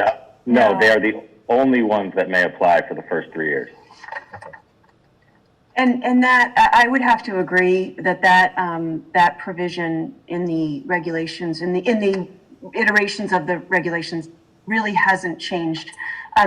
Renee, we were informed that they are hoping to finalize the delivery regulations by the end of this year. But you know, everything's rely on anything nowadays. And this seems, maybe it's just me, but this seems to be the regulations. These regulations have gone on longer than other reiterations of other regulations. So I think everybody's done. So I would think that they'd be accepted very soon. Mm-hmm. Andre, did you have a question or a comment? Yeah, I just wanted to clarify. So everyone's correct in determining that EE candidates will be the only ones that are able to operate a delivery license. but there's, for example, our plans at Solar are to contract with these licensed entities to facilitate delivery. So I just want to clarify that if the delivery occasion is not exclusive to the EE candidates. They're simply, the only ones that can operate that type of business for the next proposed 24 to 36 months. So I think that's an important distinction that it wasn't clear to me that was being communicated. I got you. So what you're saying is because you can have a third party do this, the potential for the increase in sales still exists with any of the applicants because you can still. As soon as delivery is available, all operators will have to contract with a delivery provider, which for the first 24 to 36 months will be EE candidates. Gotcha. And then Amy, just back to that, like that really just feeds into the 3% excise tax, right? Because we don't see any additional revenue from somebody being a deliverer. It's the sale of the marijuana, whether it walks out the door or it drives out the door. Right. Yes, correct. It would still be the retail side of it. But I guess if Andre could possibly maybe clarify that what would be the contract with the delivery company? Would they have to become partners with you? No, it would be a traditional vendor relationship that, typically the way the regulations certainly have not been finalized, but the orders will come in to the retailer. So they will come in through to the retailer, and they will rely on a delivery partner for the third party logistics, so the delivery part. So the retail profit will be assessed against, or it will be your profit. Yeah. Okay. Yeah, that's correct. I mean, it depends on how the commercial terms are structured ultimately, but I believe that's up for each operator to determine. But correct, the orders will come in through the retailer's metric integration. Okay. Thank you. Mm-hmm. This is Rob Lally with Cultivate. I'd like to point out and kind of second what Andre was saying. We obviously, when the regulations are passed, we've been talking to delivery groups for the better part of the last year. We'll have full service delivery and we'll abide by whatever regulations they have. And I think some of the discussion now is where does that transaction occur and who gets the funding on that. So I think we'd have, given the fact we would have supply that we would want to deliver into this market. And I think that they're trying to put that transaction, the revenue stays in the city or town where the transaction occurs. Right? And I think the point that Lucky Green Ladies was just trying to make was that they're uniquely situated to have two businesses that would provide community impact fees to the town of Norton, as opposed to one. All of them will be able to contract with delivery services, certainly. What sets apart the social equity applicant is that they have the unique ability to operate two businesses out of the town of Norton, one being a delivery business and the other being the retail operation. So what that translates to me is that we would have to enter into another HCA. Certainly. Okay. Certainly, and you'd capture another 3% of the revenue from the delivery business. And that's why I asked that question, because we want to make sure that the commercial relationship between the two is laid out, and we are aware of it. But but most likely what will happen is the retail, like Andre said, it will be the credit to the sale will go to the retail store. So you would still get the 3% of the retail. Correct, yeah. Renee, this is Alex. Can I just chime in quickly? Sure. I'm familiar with delivery just through my current retail business, but one of the important things that I found was not an oversight, but just new to the space is that people are really looking for specific products. So as delivery evolves in this, it's going to be similar to a Grubhub or something like that. Obviously, at a smaller scale, but people are going to want specific products. And when you're talking about cannabis and retail, there's already a laundry list of products out there that people are actively seeking based on what is open and who's providing today. So I think that as you look at kind of the evolution of this, I think that shortages will continue to be a huge problem in the industry. So supply agreements, whether you're delivery or not, are going to be extremely important, because that's my anticipation is once delivery opens up, you're going to have an increased need. And there's still currently, I don't have the number off the top of my head, but from a grow facility perspective in the state of Massachusetts, it's very low and it's not serving the business today. So that's going to be an important thing is contracting with someone who has that type of supply. And as you look at the evolution of it as well, people will be seeking out specific products and specific brand names. So just a couple things to think about. And like these guys said, we're all watching for this to change, and it will, and we will make the partnerships needed to continue to be a choice for all our customers. But I think those are two important facts that, came to top of my mind. Got it, thanks. Any other questions? Amy, you have to leave in 5 minutes. Any questions for town council prior to her having to leave our wonderful meeting? No, I just would like to say thank you both for the efforts that have gone into this. I know it's been a very long, arduous process, but I think the end result speaks for itself. So thank you very much for your guidance and stewardship of this process. Thanks, everyone. I appreciate it. And again, it was very well organized on the town's end, without a doubt. We'll have you for a couple minutes, right? Yes. Okay, just in case. So I guess the next step is we have the 3 applicants. We're looking to approve 2. So officially entering into an agreement with 2 of the applicants. We talked the last meeting about the different applicants, and then they had the presentation. So I guess just open conversation on your guys' thoughts, opinions, how we want to move forward. I think it's going to be important to see everyone's temperature on if they are comfortable voting tonight, if they would like more time to digest. I know we'd like to move this forward. So Brad, Michael, Renee, how comfortable are you with voting either now or at our next meeting? This is Brad. I'm comfortable voting tonight. My main objective is the fact that I like the exit 10 only because it's away from the other 2. The other 2, to me, is a toss-up, but I would probably lean towards the solar retail only because the people who have been dealing with this the most recommended it. Although I would love to see something in the Roach Brothers Plaza, for the lack of a better term right now. Brad?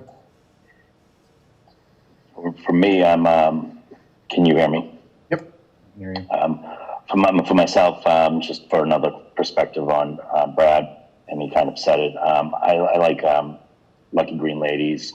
I think I love the idea of an equity-based company, them being able to fast track through the CCC, them having the exclusivity on the tied right to their business. They don't have to outsource for delivery. And I really think we should be focusing on, I really think that Great Woods Marketplace and the economic impact. And while it's on that same strip, I think it would really benefit and maybe jumpstart that location. So, and I also just like it's a small startup that's someone's really making time to. I just love small businesses. So Michael, you want they're all small business. Michael? I'm sorry. Do you want to support a second one as well while we have you on screen? Oh, I'm sorry, and then I apologize, and I think the town has kind of shown that the Exit 10 LLC would be because of the separation and the money being spent on that other economic side of town. So those would be the two that I would recommend. Thank you. Thank you. Meg? Well, I have to agree with Brad, and especially I live on this side of town, so I don't want to see two stores. I think it'd be too much for traffic and all the other issues that they bring. So I definitely am in with the Exit 10. In terms of the two, I think, again, they both did great presentations.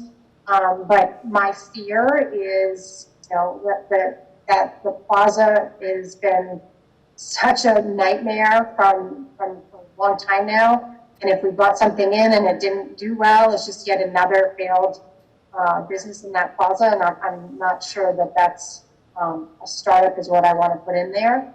And I like the solar. Again, I like the fact that Norton, I don't think we can afford to bring businesses that, although I'm a firm believer in the bringing in the entrepreneur and the small business in the town, I think we just have to be careful, especially in an industry that we are not as familiar with. So I would vote for the solar and Exit 10. Mm-hmm.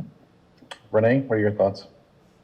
So, I mean, my thoughts haven't changed. I'll add a little bit to this too, and just to catch everyone up who may not have been watching the EDC or our last meeting. So, my support is with Exit 10 and solar retail, and there are a couple reasons. One, I think they have the better locations. While all of these locations we approve within the overlay, and I think they're great locations, I think solar, because of its proximity to the exit and the Xfinity Center and the other businesses there. It's with Cumbies and Alberto's Cheese for a second there. I couldn't even think of what that was. I think there are opportunities there. The other thing too is what I think Exit 10 and solar bring that wouldn't happen with Lucky Green Ladies is the property tax, right? So right now the property at Exit 10 doesn't exist. With a signed contract, right, the builder has more, what I want, interest in getting that property up and running, right? And then we benefit that from the town because it goes from open space to an actual building.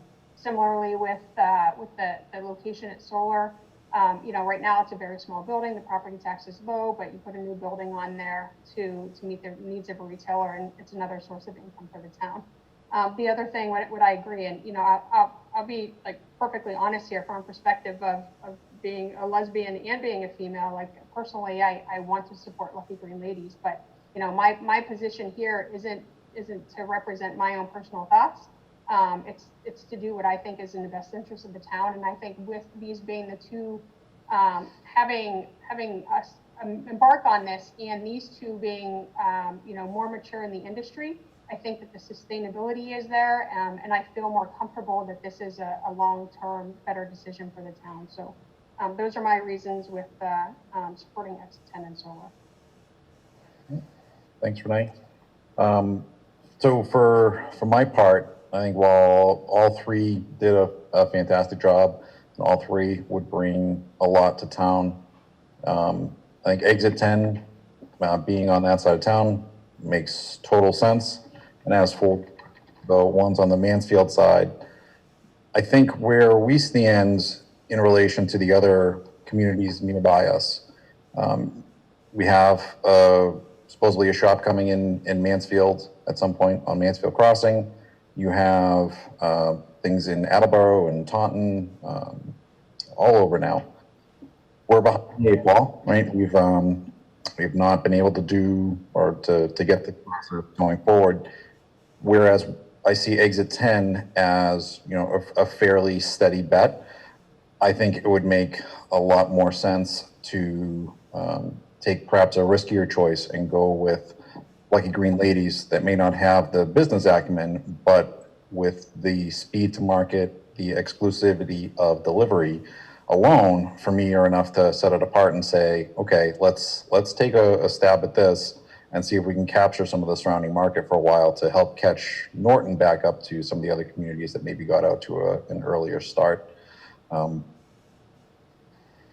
When you then consider, hopefully, the economic re-enlivenment of Great Woods Plaza, I think that's another plus in that column.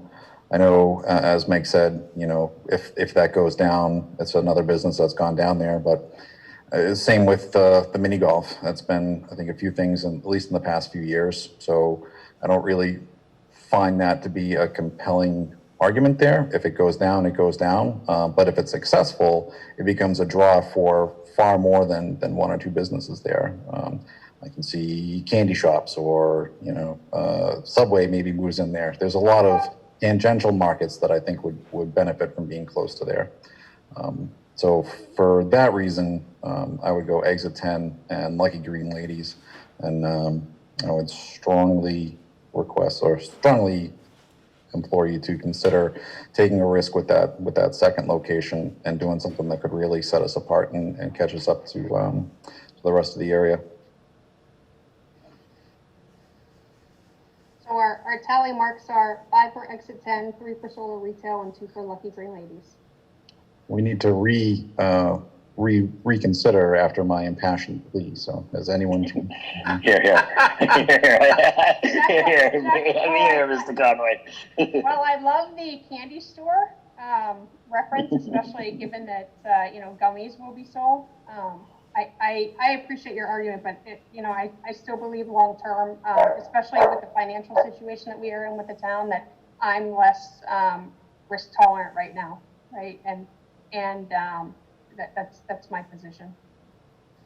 So is it the location that you're worried about, or Renee, may I ask a question? Is the location, or is it the business model? It's not the business model. It's I think solar will be and has proven to be successful, right? So this is a new startup. And again, personally, you know, I love to support it, but when I think about the town, it's just not a risk that I'm willing to take, because I think that we have guaranteed sustainability with the other two. The other thing too is, you know, I think, Jack, you may mention business acumen, and you know, while I appreciate, I mean, Alyssa's been great. You know, she's been involved. She was involved with the EDC. I think that you know, it's not for a lack of her interest and her desire and her commitment to do this. But you know, if I put my business hat on, you know, she's dedicated, and she's told this, you know, through the marijuana retail or the EDC, you know, she's dedicated her time in this particular location. And while I love the commitment to the town of Norton, if I put my business hat on, right, I don't necessarily agree with that, because what we've seen with the others is you don't put all your eggs in one basket, right? You're gonna look across different areas. And so I think that just speaks to the experience and you know, understanding really long-term, I'm thinking long-term goals. So, sorry, Meg, I think you tried to talk and you were on mute. Meg? Oh, no, so I put on mute because my dog started.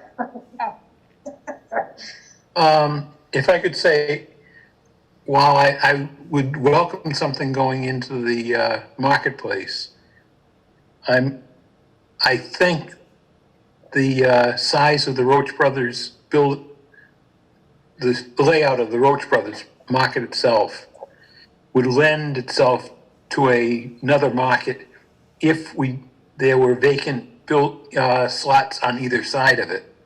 Now, if Lucky Green Lady happened to be on the end of that and left room for expansion of the market, I think we might have a better chance of attracting a larger retailer into that slot. But I think while for me to go and rent it, it's plenty big enough, but for any kind of a supermarket or any market at all, I think the limited size of the Roach Brothers slot is going to make it very difficult to get a tenant in there long term. So, I mean, even if just to be, you know, throw a curve, maybe if it wasn't located where the ice cream thing was, but on the very end, it wouldn't infringe on a possible larger tenant going into the former Roach Brothers and knocking down a couple walls to make a larger market. And there's going to be, with it being so vacant right now, I'm just so concerned. I see it during the concerts, so hopefully solar can sort of maintain a little bit better, a little bit down the road. But it's going to turn into a big parking lot where, you know, people are just going to be hanging out because there's nothing else there and they can. And I just see it. It's not the right time for that. I strongly am against that plaza for that purpose at this juncture. And to reiterate what Brad said, I think we have to leave that open. There's some incredible, you know, I know a food market would be incredible right there, and I think all the good ones are, you know, it's too small of a footprint. So for us to all of a sudden, you know, put that right next door, I think is a mistake. All right. Well, I thank you both for your responses there. So Jack, if I may, Mm-hmm. because I'm going to add to this. So I'd like to move that the board enter into host community agreements with Exit 10 LLC and Solar Retail Norton LLC. And I'd like to add to this that, you know, at this time, the town only permits 2 retail establishments. And so I'd like to add to that, that in the event that either of these businesses do not come to fruition within the next 2 years, or due to natural growth or special legislation, we have the ability to add a third marijuana retail establishment. I'd like the board to be able to go back to Lucky Green Ladies and have further discussions without going through the RFI process for the marijuana retail subcommittee. That's my motion. I know it's long. So I would just like to see if we could do these individually rather than collectively. What do you mean? Like, go through each go case. exit 10 and then solar. Yeah. Okay, so then we have to vote my motion, or it just doesn't get seconded and is abandoned? How's that work? It wasn't seconded, so we can just Okay. forget about it. It didn't happen. Okay, so I'll move that the board enter into a host community agreement with Exit 10 LLC. Second. Second. All right. We have a motion and a second. Go to the vote. Meg, Yes. Michael, Aye. Brad, Yes. Renee, Yes. and I too vote yes. Congratulations And I will, to Alex, and take it away. I move that the board enter into host community agreement with Solar Retail Norton LLC. And I hope I have that name right. Yep. So we have a motion and a second. We'll go to the vote. Meg, Yes. Michael, No. Brad, Yes. Renee, Yes. and I vote no on that. But it passes 3-2.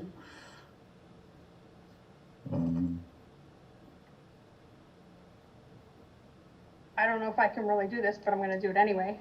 So I move that the board has the ability to re-engage with the third applicant, Lucky Green Ladies, who was recommended by the Marijuana Retail Subcommittee, should either Exit 10 LLC or Solar Retail Norton LLC not come to fruition within the next 2 years, or at such time that the town, through normal growth or special legislation, has the ability to entertain a third marijuana retail establishment, that the board has the ability to engage with Lucky Green Ladies without, this is so bad, but without going through the RFI process or marijuana retail subcommittee. Second. Okay, motion and a second. Meg, Yes. Michael, Aye. Brad, Yes. Renee, Yes. and I too vote yes for that.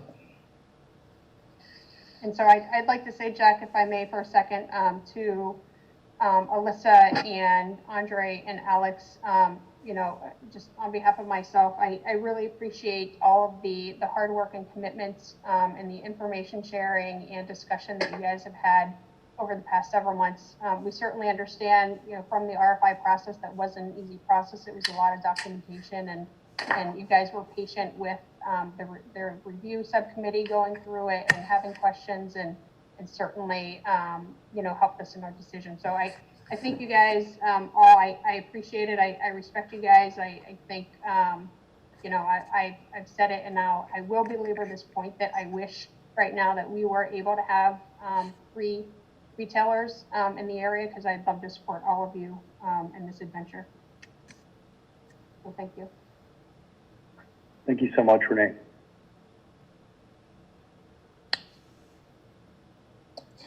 All right. Well, does that conclude our marijuana and HCA discussion topic for this evening? I believe so. All right. We'll extend a warm thank you to everyone that joined for that topic. Appreciate all the hard work and effort that went into it. Renee put that very nicely. Thank you, everyone, for your time. Yeah. Thank you. Thanks, everyone. Take care. All right. So I think technically we need to continue the schedule shuffle and call them order. Do we need to call the tax classification hearing to order, or can we just continue it again, Mike?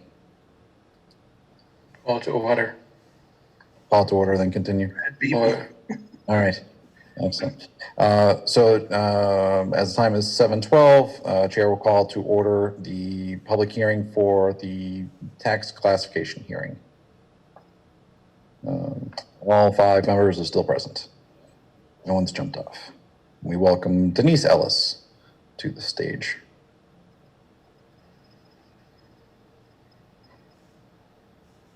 Hello. Hi, everyone. Good evening. We understand that we'll need to continue this again due to some continued delays with the state approval. Yep, everything is in, so we're just waiting for their approval, which hopefully will happen tomorrow or maybe Monday morning. So I'm hoping for it tomorrow. Everything will be approved. All right. So as I think some of you may have seen, an invite went out for Tuesday evening at 7. I think we had at least 3 people say that they could be there for that. So we'll have a quorum. So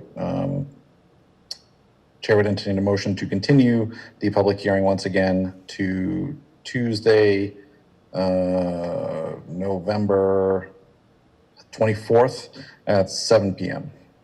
So moved. Second. Thank you. Meg? Yes. Michael? You're muted, but I saw your lips move. Brad? Yes. Renee? Yes. And I too vote yes. All right, thanks. And I was affirmative. Aye. Thanks, you, Denise. All right. Thank you. Wait, Denise, before you Okay, go, good. I'm not able to make it Tuesday, Okay. but I just want to say thank you so much for sharing all that information, because, we struggled last year with not having everything immediately. At least, it was the first time for Jack and myself to go through the process. And, Mike grabbed a bunch of the information beforehand, and I appreciate that you got that together this year for us and sent it out. So I just wanted to say thank you. Oh, you're welcome. If you need, and if you need anything else, just let me know. Great, thanks. Okay. Thanks, everybody. Thanks, Denise. Bye-bye. We'll see you next week. Okay, thanks. All right. Give me one sec to circle back to the agenda here. Go back to the beginning. Licenses and permits. We have our 2021 license renewals. So for Michael and Meg, if you have that attachment open from Jen, as Renee and I were indoctrinated on this last year, so shall you be now. We typically take 1 page each and do each page as a motion. So I think Brad, Renee, and I will go first, so you can get the Hold on, let me pull it up. Yeah, I have to get the document open. I'm sorry that's. I have to get it open too. I just assumed that Jack and Brad would go first, because I'm sure Brad has it printed and Jack has it up. No, Brad doesn't have it printed now. I was gonna say, yeah, I didn't get it printed, did I? Well, I usually go down and get it printed. It's just that I'm in COVID isolation due to operations tomorrow. But I do have it on my screen. Jack, I don't know if you can share. I can't share because I'm running off of 2 different machines. But You want me to open up and share mine? I have it open, guys, so I can do that. That makes sense. And I think if the other members of the board are okay with this, I would suggest that we let Brad take page number 5, which has 2 lines on it. Wait, that's not fair. I'm kidding. Getting body cut open tomorrow. Even more fair. How about if I start? Go ahead. I'll start on page 5. We can do it. So. Oh, well, I can start if you. No, it's good. So Mike, correct me if I'm wrong. We just say name of the business and the type of license that's being approved, right? Yep, that's right. Okay. Jack, if I can ask, did that come out separately? Yes, it did. Not in the agenda Yeah. packet? Yep. Yes. Okay. And I only say that, guys, just so you know, you might want to put that CVA, like, so you can say common vic all alcohol. And That's why Jack took the first page. yeah. That's exactly. very good observation, Mr. Yeah. On the other page, it's not there, and I know last year he and I kept it right next to us so we could refer to it, but you can't really do it on screen. So This is our final exam, Renee. We have to see how we've done these past 18 months. if I can't find this email, I'm going to be writing it down. I have it pulled up on the screen. No, I know, but you're going to scroll down from the headers. Gotcha. Okay. All right, here we go. I move that the board approves the license renewal for the following places. Alberto's Pub and Pizza, Inc., DBA Alberto's, 2241 Mansfield Ave, Common Vic All Alcohol, Common Vic, Jukebox, and Special Entertainment for Jukebox. The Chateau Restaurant of Norton, Inc., doing business as Chateau Restaurant, 48 Bay Road, Common Vic All Alcohol, Common Vic, Live Entertainment, Dancing, MASE for live entertainment. City Oasis Incorporated, 50 Pleasant Street, Common Vic All Alcohol, Common Vic, Live Entertainment, Dancing, DJ, 5 coin-operated pool tables, 2 video games, Jukebox, MASE for live entertainment, dancing, DJ, video games, coin-operated pool tables, Jukebox. Zhang's International Inc., DBA Great Woods Mandarin, 175 Mansfield Ave, Common Vic All Alcohol, Common Vic. Home Plate Norton LLC, 184 West Main, Common Vic All Alcohol, Common Vic, Live Entertainment, Dancing, MASE for live entertainment, dancing. Second. We have a motion and a second. Meg? Yes. Michael? Aye. Brad? Yes. Renee? Yes. And I too vote yes. So we will go to page 2. Who wants to go? I'll be glad to take it. Ready? I have it pulled up, Michael, so I'll zoom in. Okay. Motion to approve the licenses for the following establishments. Zhang and Chen Inc., doing business as Jasmine Gardens, 113 Mansfield Avenue, for a Common Vic all alcohol license, Common Vic license, and a live entertainment. Kelly's Place at the Crossing Inc., doing business as Kelly's Place, 292 East Main Street, Common Vic all alcohol license and a Common Vic license. Mac and Waltz Inc., 363 Old Colony Road, Common Vic all alcohol license, Common Vic, live entertainment, Mass SE for live entertainment. J. Lexmi Corp., doing business as Mass Gas, RPWM, which is retail package wine and malt. at 62 Mansfield Avenue. Michelle's Corner Store, Inc., doing business as Michelle's Corner Store, 325 West Main Street, units 1 through 4, which is a retail package, all alcohol. Konastinos J. Babanikas, doing business as Mike's Famous Pizza, 105 Taunton Avenue, Common Vic, all alcohol, and Common Vic. Northeast Golf Property, Inc., doing business as Norton Country Club, 188 Oak Street, Common Vic, all alcohol, Common Vic, live entertainment, dancing, Mass SC for live entertainment, dancing. Caval Krupp Corp., doing business as Norton Liquors, 92 Mansfield Ave, which is a retail package, all alcohol. 20 Broad Street, Inc., doing business as Pinecrest Beer and Wine, 175 Mansfield Avenue, which is a retail package, wine malt. Produce Barn Incorporated, doing business as Produce Barn, 72 Mansfield Avenue, retail package, all alcohol.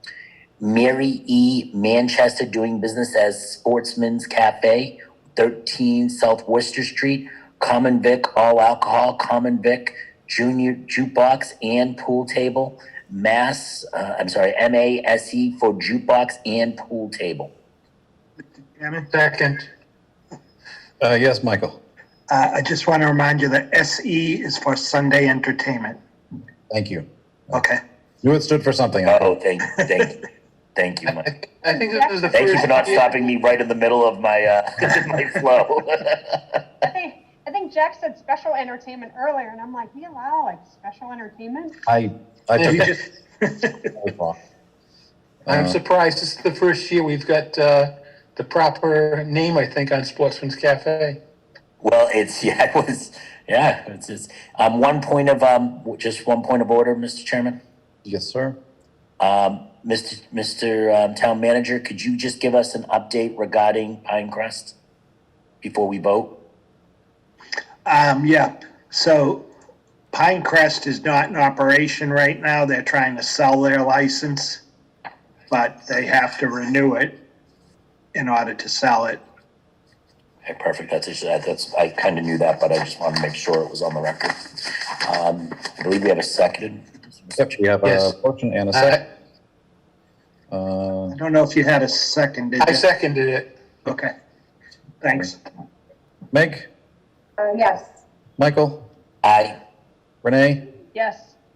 Brad, Yes. and I too vote yes. Third page, Meg or Renee? Come on, Renee, look at that. I'm giving that what that is. Sure. That's all you. All right, motion to approve the license for the following establishments. Help me out here, guys. Lali, it's what it sounds like. Lali Krupa, Inc. Yep. DBA Sun Market, 181 West Main Street. Retail package, Wine and malt. Wine and Malt, thank you. Tournament Players Club of Boston at Great Woods LLC, 400 Arnold Palmer Boulevard. Common Vic, all alcohol, Common Vic. Wendell's Pub, Inc., 30 West Main Street, Common Vic, all alcohol, Common Vic, jukebox, one video game. That's MA. MA Sunday Entertainment, for jukebox, one video game. Wheaton College, Common Vic, wine and malt. I'm sorry, Wheaton College, 26 East Main Street, Common Vic, wine and malt. Common Vic, live entertainment at the Loft. CD Common Vic to serve food at tables.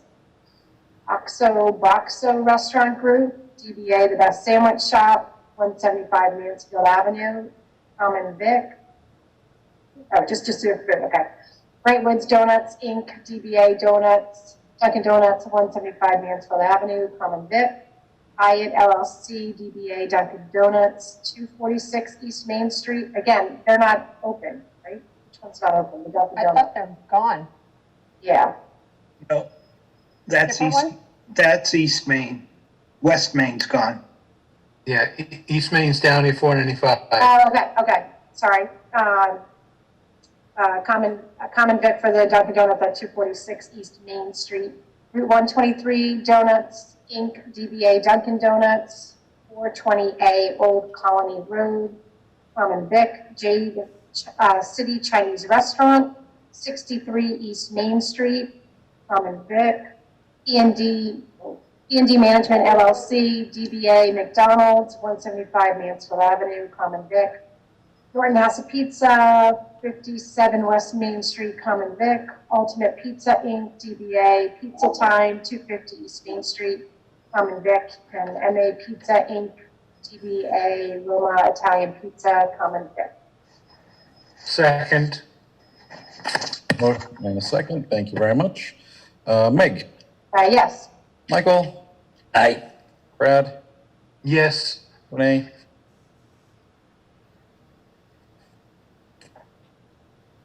Renee's disappeared.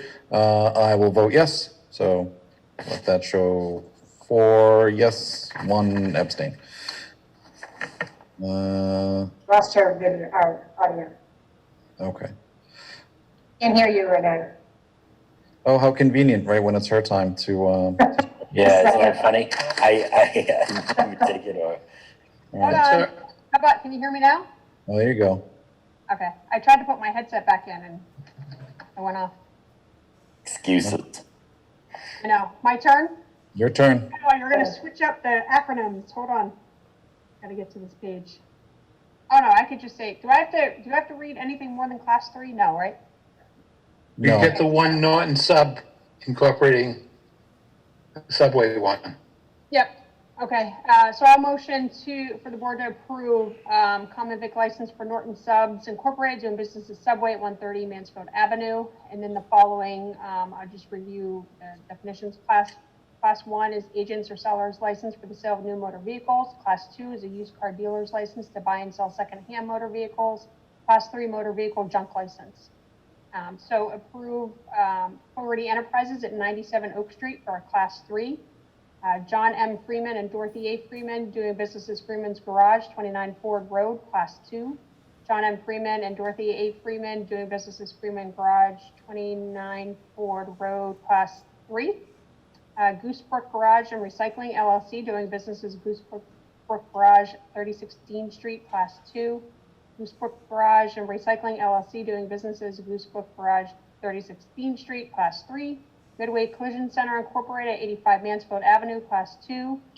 Midway Service Center Incorporated, 92 East Main Street, Class 2. Platinum Auto Sales, 145R West Main Street, Class 2. Quality Van Sales Incorporated, 349 Old Colony Road, Class 1. Trans International Autos Incorporated, doing businesses Route 123 Motors, 406 Old Colony Road, Class 2.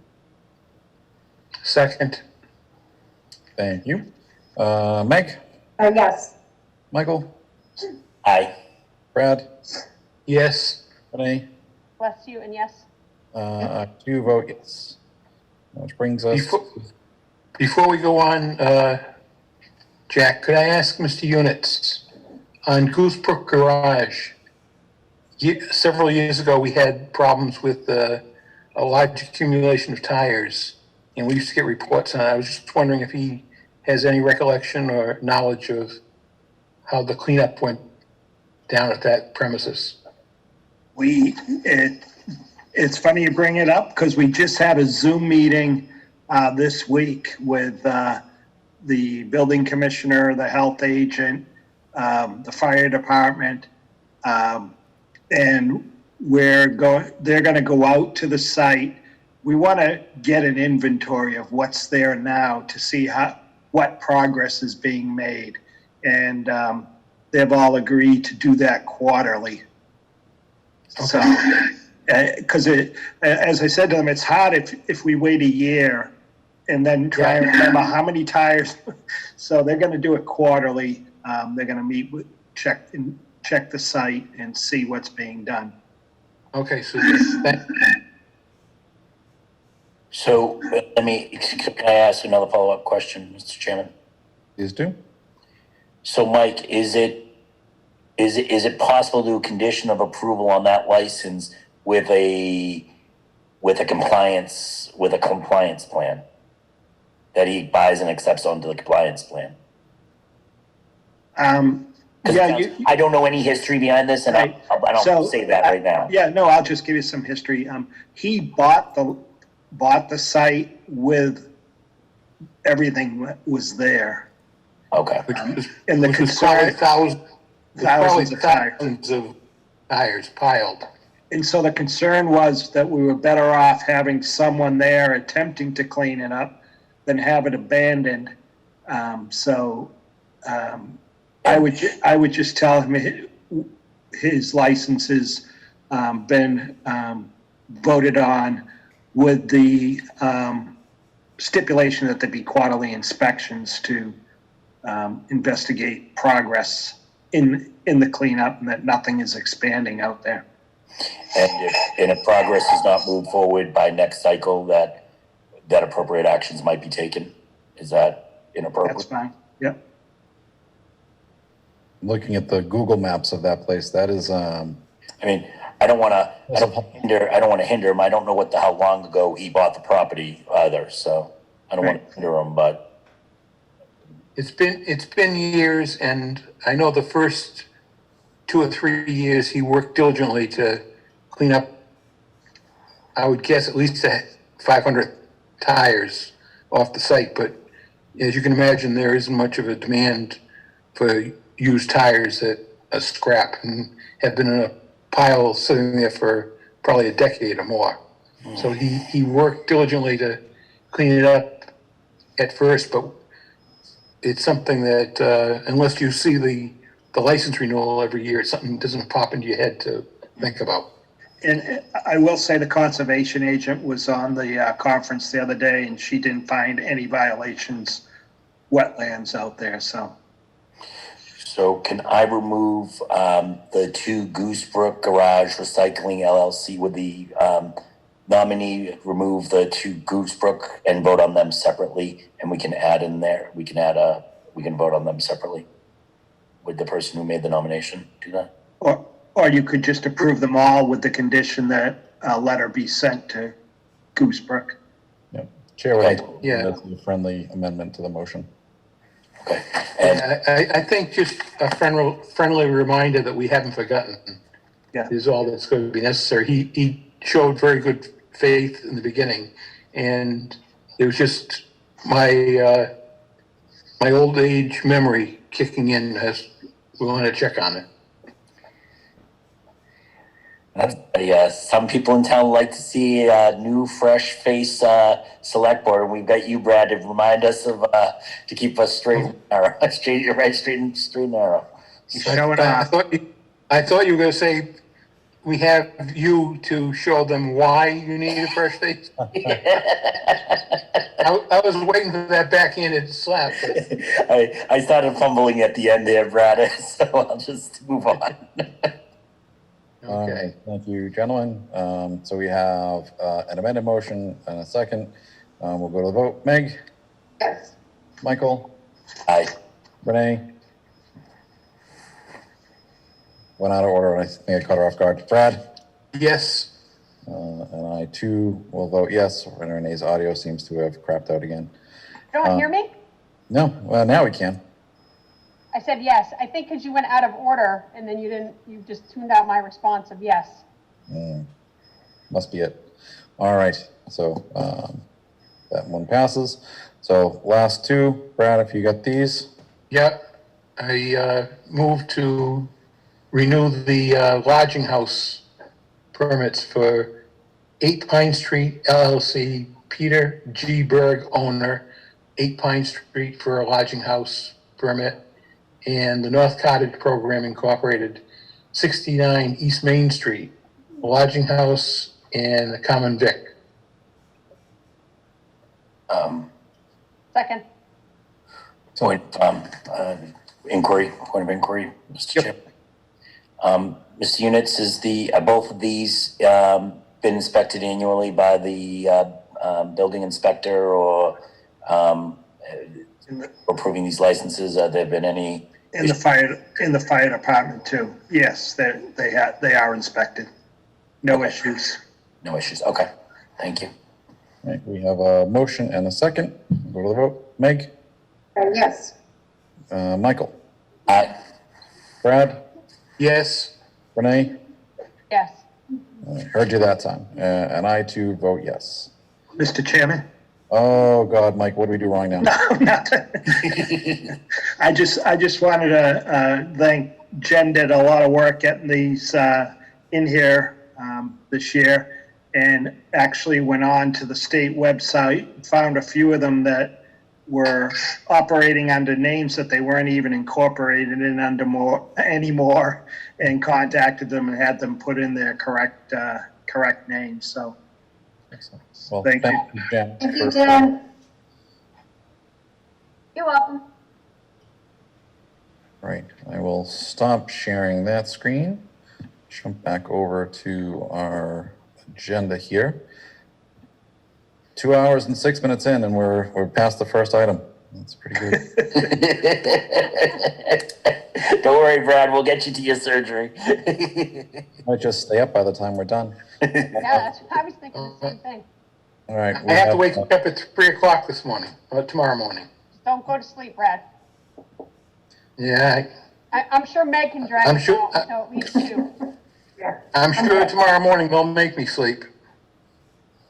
All righty. So we have some announcements. Michael, you Yeah. Yep. So, sorry. Yes.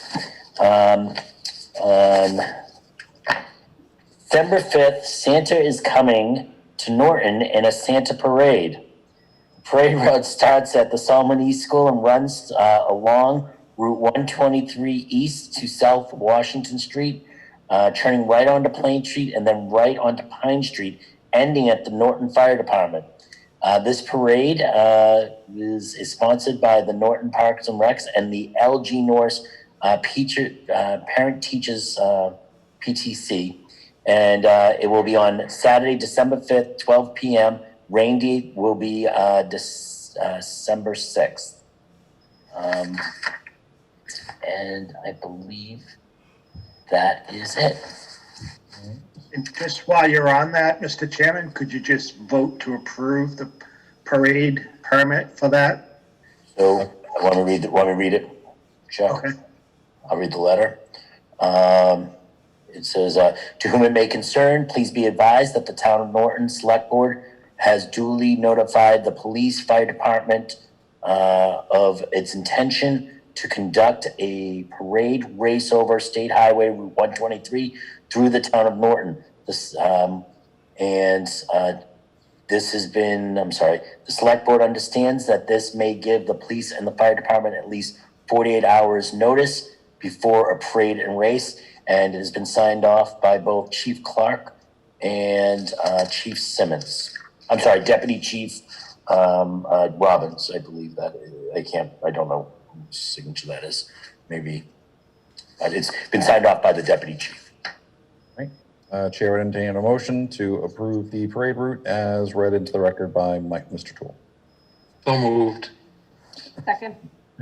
Thank you, guys. Not seeing any further discussion. Meg? Yes. Michael? Aye. Brad? Yes. Renee? Yes. I too vote yes. Thank you all. Thank you, Mike, for grabbing us on that. Back in the new business, skip over number 1. Discussion and or vote to approve the Southeast Regional Services Group drug alcohol testing services for 1/1/21 to 12/31/23. Mike, care to explain? Sure.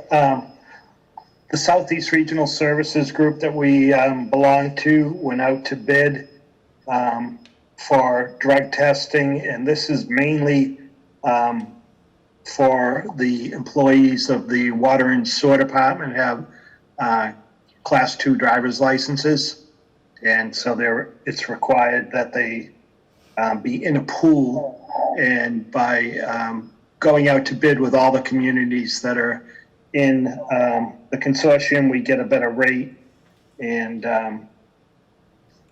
the pool is larger. Any questions on this?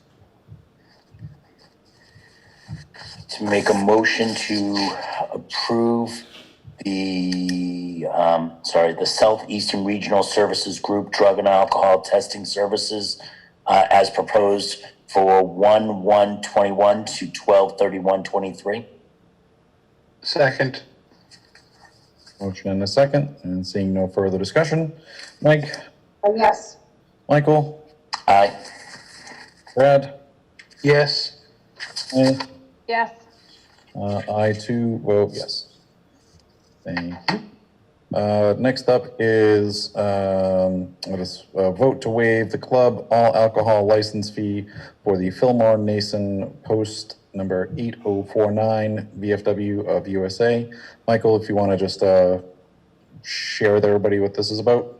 Yes, I was approached by, both Jack and I were approached by Tom DeLuca. He's one of the directors over at the VFW, and actually in my email, I apologize. I said AMVETS. I meant to say American Legion. It's now one post in town. They've been hit extraordinarily hard operationally due to COVID. They are not fully operating here, but they're still providing services and volunteer programming for active military members and vets in town. They've done an amazing job, and they're also done an amazing job supported by Estelle. And Mr. DeLuca asked if the select board and the town would consider waiving this year's, a one-time waive of this year's club fee of $300, because it's just financially the club is struggling a little bit. And I still told them that I would be glad to bring it to the board and let the board discuss it and possibly vote on it. Thanks for the summary. Appreciate that. Any questions or comments from the board? Profit? I'm sorry, Renee? Is this a nonprofit? I Is this a believe for-profit VFW. organization? I couldn't answer. I don't even want to journey that road because taxation. I'm out. Mike, do you have any information if it's nonprofit? Yeah, I believe it is nonprofit. Can we read this this license in the top section? Did not. I don't believe we read this license. They haven't submitted their application yet. Oh, thanks, Jen. That's right, and Tom DeLuca, along with Gary Cameron, do a good job in this community, and Estelle Flood has done a great job caring about the vets of the town, and the VFW has been hit hard by this pandemic, so I hope this thing is over and we can get back to the VFW to celebrate on the end of the pandemic and reflect on why this pandemic stopped everything, and the VFW has been hit hard. Good endorsement, Peter. All right. For my 2 cents, I think this is something that we should do. It's a great organization, a good group of people. With everyone struggling here, I think this is something that we should be doing. Jack, we recently talked about license fees, right? And about whether or not we were going to provide some benefit. What did we do in that case? Did we reduce fees by 25%? 30%. Yep. Yeah. Renee, this is a little different. This is the only club license we have in town. I understand that, Mike. I'm not so much concerned that it's a individual license. I'm more concerned with, there are other businesses that are struggling as well, right? And just to maintain consistency. Now, I think the thing that separates these guys out is they're a nonprofit. And that's why I asked that question, because, I think that there is a difference there in respect to what I'll just say money coming in, right? It's not like retailer, but we had a pretty lengthy conversation before about the reduction of fees just because of the pandemic. And I think, Jack, initially, you were in favor of a much larger reduction, and then we kind of settled somewhere slightly lower than in the middle. Right. But I mentioned that because I think we need to be consistent. I do understand this is a nonprofit, so I'm willing to, consider it a bit differently. But I just want to bring that up as Yeah, and then I would agree with you, Renee. I think what I would also say is their mission's different, right? I mean, you can be nonprofit, but still be very profitable. Their mission is really about service to veterans and current active family members, and all their programming has been based around that. Because we've seen, I can name lots of organizations that have a protected on a tax classification of nonprofit, but their mission isn't necessarily that way. So, And Michael, didn't Tom say that they've been completely closed and will be closed up through March at least this year or this coming year? that is correct. That is correct. So they've had no revenue coming in? Correct. well, as part of the club, right? But I mean, you know, a lot of theirs is based on donations and corporate sponsorships. Mhm. So I wouldn't say no revenue. I think that they would need to speak to that. Maybe no revenue from the establishment itself. Yeah, that's what I meant, that this license is not enabling them to get any revenue because they've been closed. It's not like they can do takeout orders or anything like that. Correct. Did they say why they've been closed? Because they have been able to reopen, right, under the guidelines? They have. I'm sorry, Mike. Do you want to take it? I was just gonna say, they don't serve food at the bar, so they have to be closed. They've actually got a license to open food. Okay. But for the safety of its members and just the natural, the executive board just thought it was safer to remain closed until March. That is my understanding. I'm not a member of the club, and I don't want to speak for them. But from my understanding, that was it. And if I don't see Estelle on tonight, she could probably speak into further. But it was they worked to try to get open as a restaurant and apply for a restaurant license, and they were really concerned just because of the natural social side of this club that it would become more of a risk to its members by opening up that way. So they are operating more as a volunteer and operationally that way. So it seems like there are a lot of questions. Is it possible, Jack, to defer this to the next meeting and ask Estelle or Tom or somebody representing the organization to join us? I'm fine with that. We can, Jen, if they reach out to Renew, just let them know. We'll hold off until we meet. We do this perhaps on the 24th, Mike? Sure, and I just wanna let you know, the fee is $300. Right. It's not the 1,600 that it normally is. If I can get someone on this call later on, do you want to postpone this discussion to later on to this meeting and see if we can get someone on? Otherwise, we'll kick it to the next meeting. We meet Tuesday, we could wait until then. Yeah. I'm fine if you want to reach out too. I mean, it's on the agenda now, so. Yeah, I think that would be, if that's possible, let's do that with the follow-up of the 24th. Okay. All right. Oh, Renee, your audio just cut out. Oh, come on. Oh, now it's back. I was just saying, anything that we can make a decision on so others can, move forward with whatever they need to, I'm certainly in favor of that. Yep. Okay, great. So Michael, work the phone, see if we can get somebody in. Where's the agenda? All right. Discussion on special legislation for liquor licenses. Is this another EDC item? Mr. Chairman, if I could start and then Renee can fill you in on the EDC. I was contacted by an attorney who asked me if the town would entertain adding more liquor licenses. He has a client that wants to open a store at the Blue Star Business Park, and we don't have any more all alcohol licenses. So I did bring it to the Economic Development Committee first and gave them what legislation would be required from Plainville and Sharon. I provided and you have that too. It would require the selectmen to authorize it to move forward, an article on the town meeting warrant, and to support special legislation. And I know the EDC met on this a couple times, and Renee can fill you in. We did. Do we want to wait for Michael to come back? No.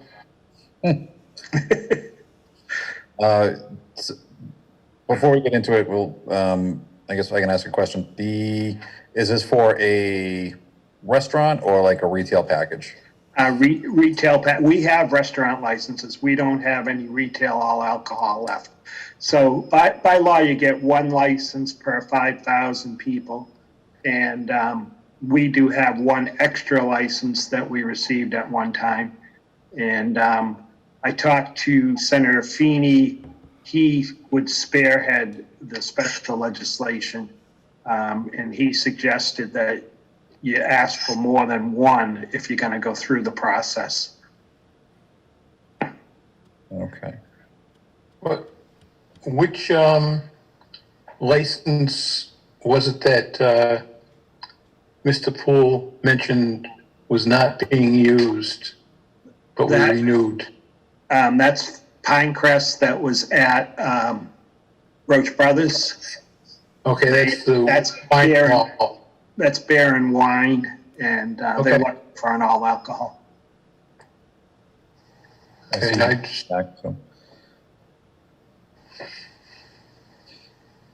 Michael, I was waiting to talk to see if you wanted to add anything to Mike's. Sorry, I came in the middle of the discussion, so I'm just trying to catch up to hear what Mike said, and I'm sorry I did miss some of it. I was working on the phone. I'm not sure what Mike has said, so I'm kind of catching. I'll just tell you quick. I just mentioned that I was contacted by an attorney from Sharon who was interested, had a client that was interested in putting a all alcohol store in the Blue Star Business Park. And so I contacted Plainville and Sharon and got their town meeting articles and the legislation they used. And then I talked to Senator Feeney, who had spearheaded it, and he suggested going for more than one. And then we were getting on to the EDC discussion. Okay, thank you. I appreciate it. I apologize for the repetition there. There is obviously when we look at the types of liquor licenses and economic development, it's definitely heavy. Our liquor licenses are heavy south of town. And it's one of the reasons I've also informed Mr. Units that I was interested in proposing for one as well. But I really think the town could benefit by having two on specially economic licenses. If you look at the side of town in regards to in the eastern side, there's not a liquor license within 2.5 miles of the Blue Star property. That's kind of where we are. Mike, were we last night? I'm kind of, and I apologize, I was not at the EDC meeting, so I'm also playing catch up. Renee, did the EDC vote on that, or is this the time where I did prepare a presentation? Did the select board want to see that, or? I mean, Mike, our decision was collective on what you had presented and Mike presented. So I would recommend that you, if you're prepared to present that, but certainly if you're not prepared, I can make my comments and we can do it later. And that may I ask one question?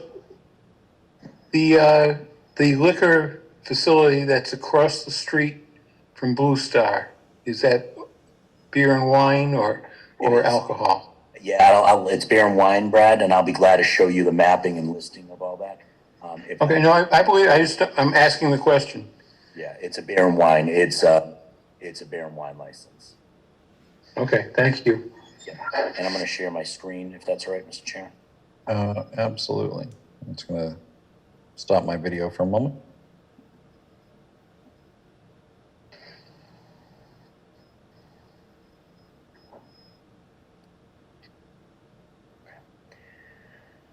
So, one of the things that we're with this town, and we look at the liquor licenses in town, and this is a movement in many towns that might get kind of mentioned for using them for economic development and advancement.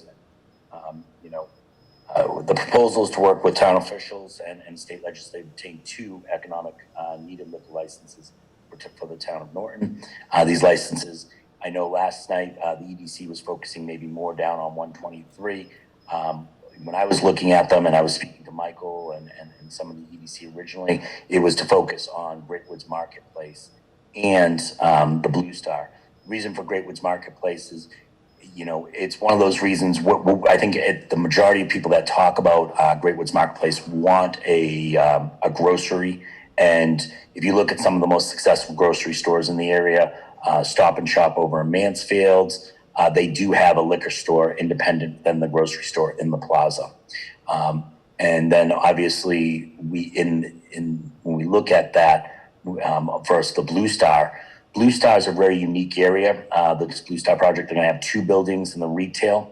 And I think it's going to be, if you kind of the slides really, this is that area where I talk about a 2.5 mile radius from that area, and there are no liquor stores. The only one is a beer and wine license across the street.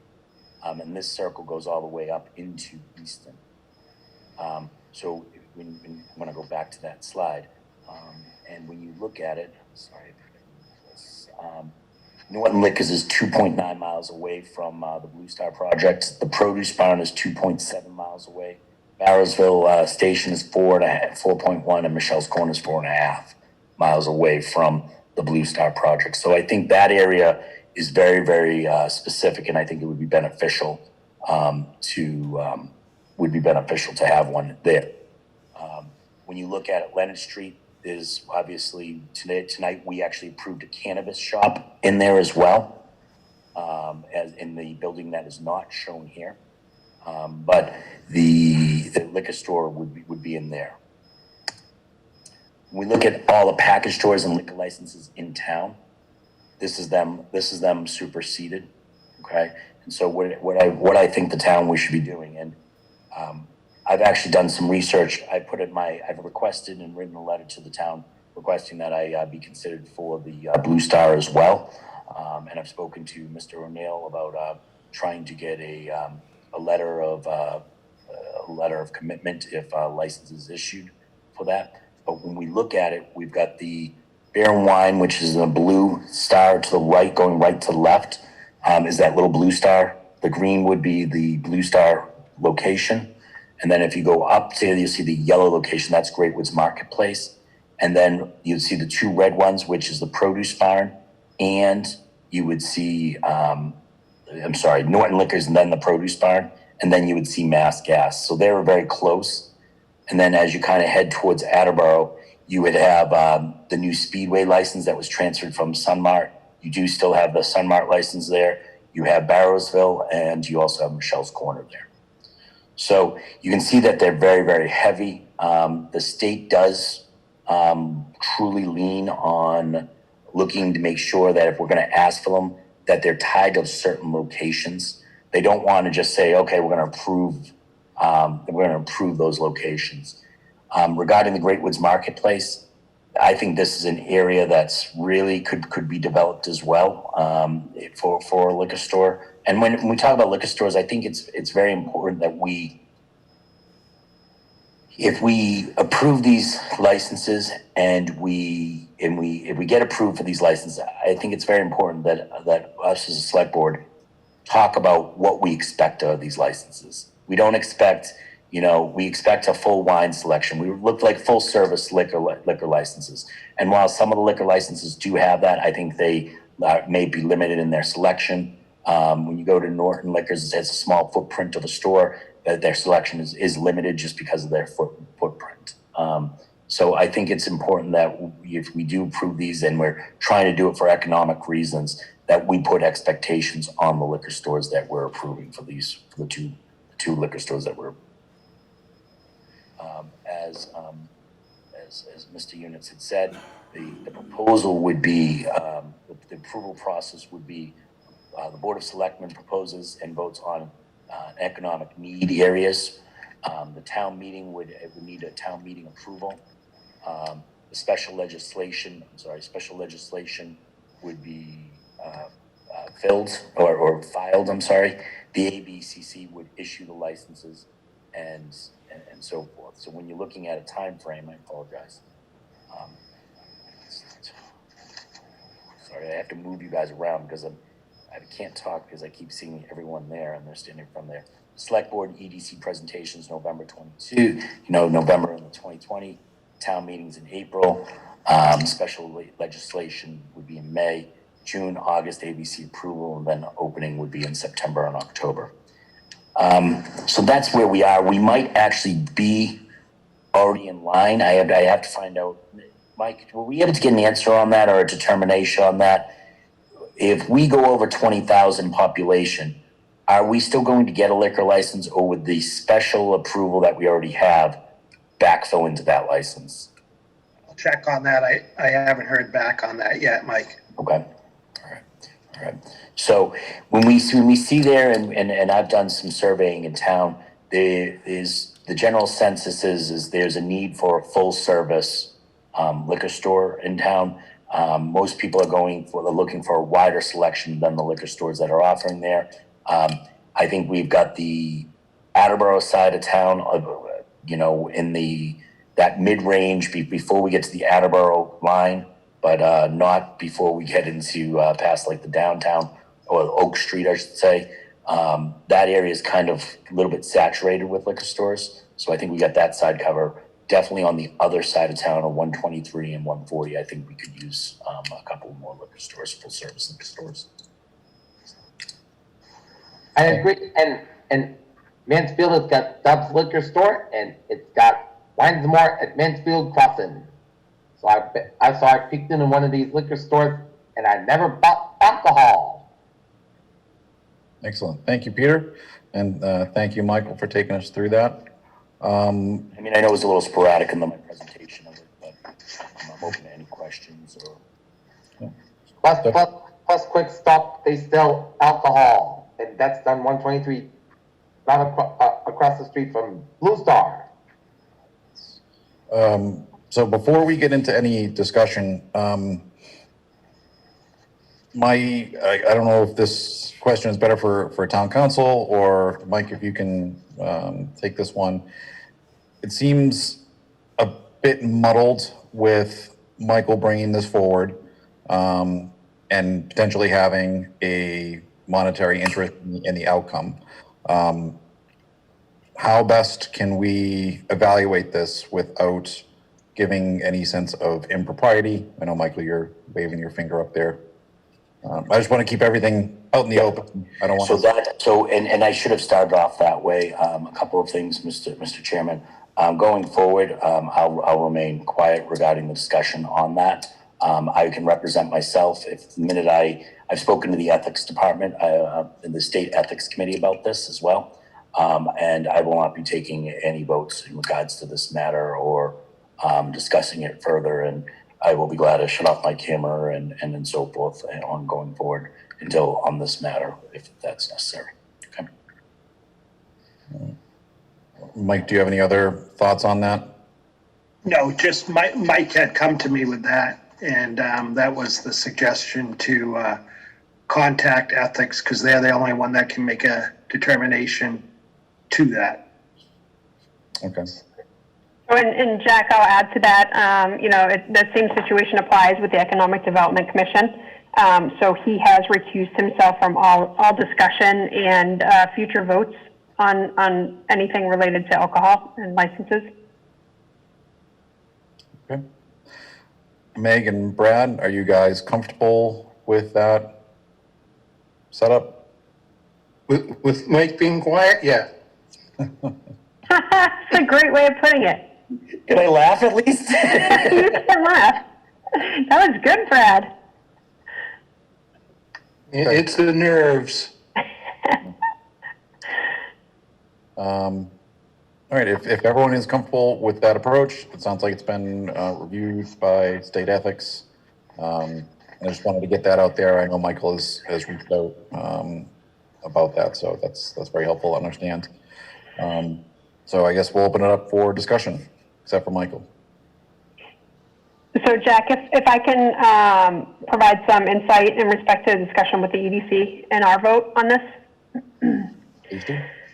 So, you know, Mike initially came to the board, I want to say back in like April or May, with this potential client. And then we hadn't heard anything for a while, so it was interesting to have the discussion both with him and Michael on, you know, what we can do in the town, the ways that we can do it. And, you know, I'll tell you, if you hadn't seen my email, you know, the EDC does want to understand what happens if we pass that 20,000 threshold, specifically, and if we would have another license. I mean, my thought on that, my personal thought on it is that, you know, there's one based on census and there's one based on special legislation, because we have the one for produce barn now. So when he came to us on November 4th, he specifically had indicated 2 to 3 licenses.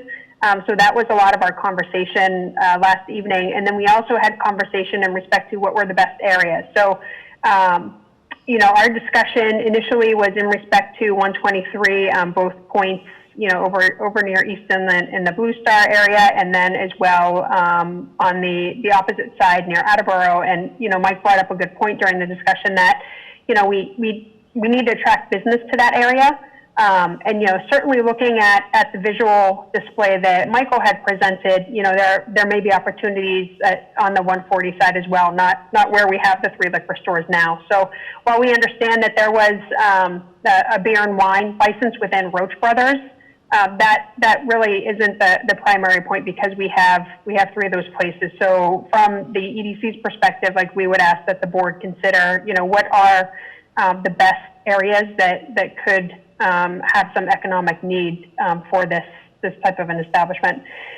So we officially voted last night to support 2 licenses, 2 additional licenses through special legislation for all alcohol liquor, for all alcohol licenses. And again, you know, recommending those are tied specifically to the economic need areas within the town. So I don't know from a perspective of the board, like how we identify that. Mike, I think you have to provide that right within the special legislation. You do. They want you to have districts. Okay. So just so you guys know, we met on the 4th, and then we had some additional discussion with 2 members who couldn't attend on the 4th, and that was the result of our conversation. But certainly, you know, we all discussed, and I'm sure you guys will feel the same way. We had several members who indicated, right, in respect to a high-end liquor store, we don't have that in town, and many people, one in particular who passes 3 of the liquor stores that we have, goes to Wines and More because of the selection, because it's kind of a one-stop shop, right? And so that was the feel of the group, and really saying that, you know, even though we have these other liquor stores, we don't have that type of a liquor store in town, and it can, you know, serve a need, as well as specifically like with exit 10, right? You're going to pull in people who are on the highway, potentially going down to the Cape. I mean, there are other opportunities, you know, just based on that location. So just wanted to share that with the group.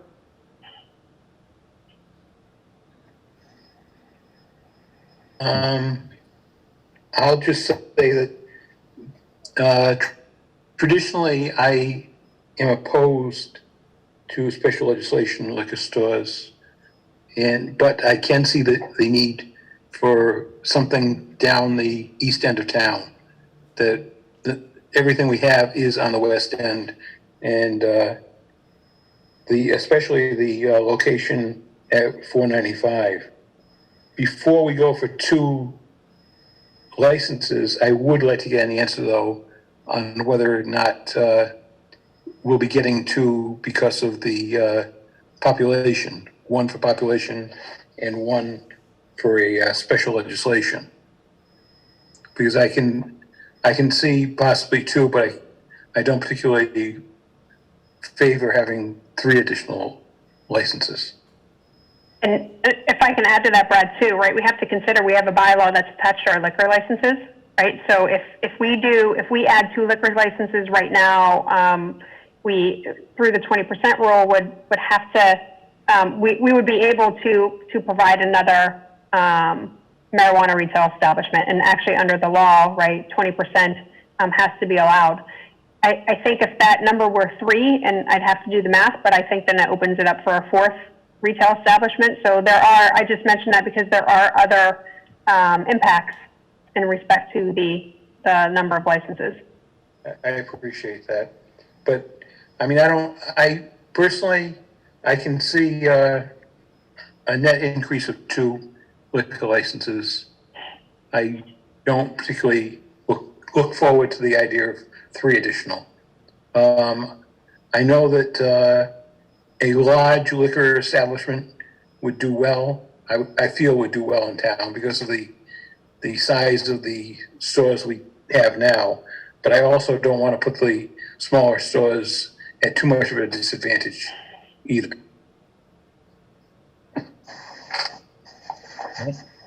Thank you, Brad. Meg, any thoughts? No, I mean, similar to Renee, like I live close to several of them, and I go to one of them more as well, because there's just no place where it's one stop and you can get a wine selection, so. Okay. But I agree with Brad, like not wanting to hurt the smaller businesses, but if they're not providing the product, then we do have to go elsewhere. All right. So it sounds like we should wait for the answer to the outstanding question about what that does for the licenses. So I would suggest that we suspend voting on this until that comes through, and then we can revisit. That sound good? I personally would appreciate it, but it's not binding. Yep. No, I feel the same way, Brad. I think understanding how that interplays is key. I agree. Okay. Also, back in 1982, the produce one had applied for a full liquor license and it got shot down by the town meeting. 87 and 67, and Bill Gray, who was the selectman at the time, said this should be conducted at the town meeting where people can argue the pros and cons of the issue. All right. Thank you for that bit of history, Peter. Does that feel like that history is still happening in today's town meetings? The attendance hasn't gone up much, I will say that. Go back in time. So with that discussion tabled for the time being, we can move on to our fine fire department colleagues and discuss and/or vote on an updated ambulance rates. Chief Simmons and Deputy Chief Wilson, thank you very much for your patience as we've gone through this. No problem. Thanks, Jack. Good evening. It's good to see all of you. So we're here tonight to request your consideration for increasing some of our ambulance billing rates. So with that being said, I'm going to turn it over to Captain Wilson. He's our Director of EMS, and he'll be able to provide you with some more detail and answer any questions that you might have. So thank you. All right, thanks.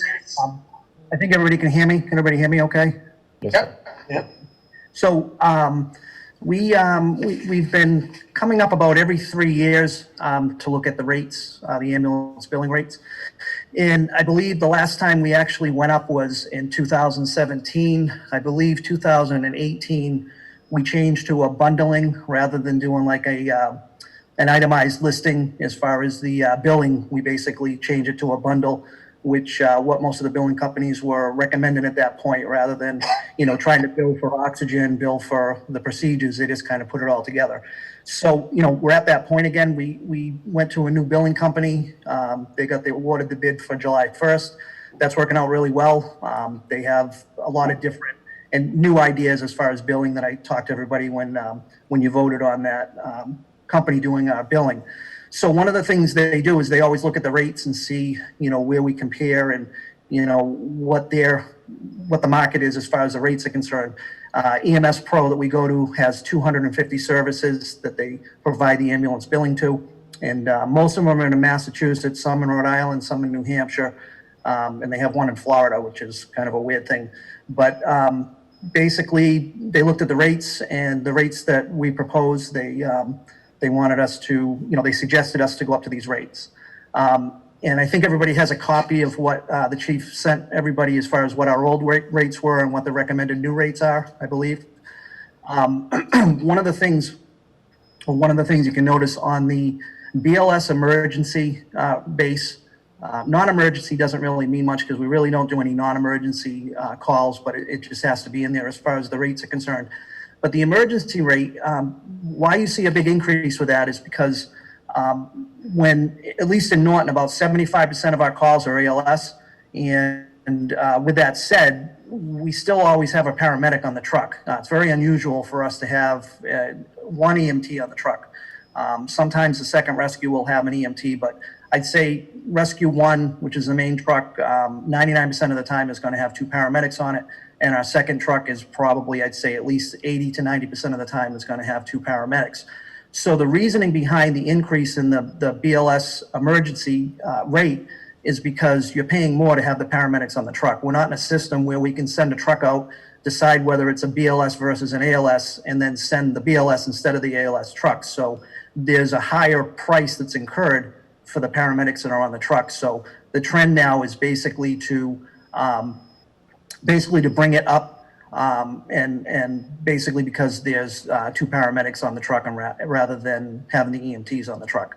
The rest of it is, if you look at the ALS 1 emergency base, they're asking that to go up about $100. What's the difference between an ALS 1 versus an ALS 2? It's how many skills they do. For instance, an ALS 1 would be they do an ALS assessment and put a person on a cardiac monitor. That would be considered an ALS 1 emergency base.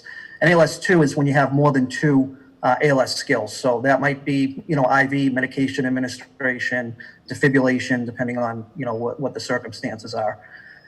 Specialty care transport, we don't do those very often. Once in a great while, Sturdy Hospital might have a patient that has to go to Rhode Island. We might be there and they might ask us to go down to, help them out with a person that's on like a ventilator and maybe pumps running and stuff like that. But yeah, that's few and far between. If we've done maybe one or two of those in the last couple of years, we just don't do that very often.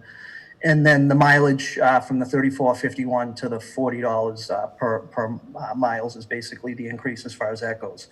The engine response, motor vehicle accident, extra EMT, we don't charge that anymore. Since we've gone to the bundled rate, we don't charge it anymore. That was one of the things that went with the bundled rate.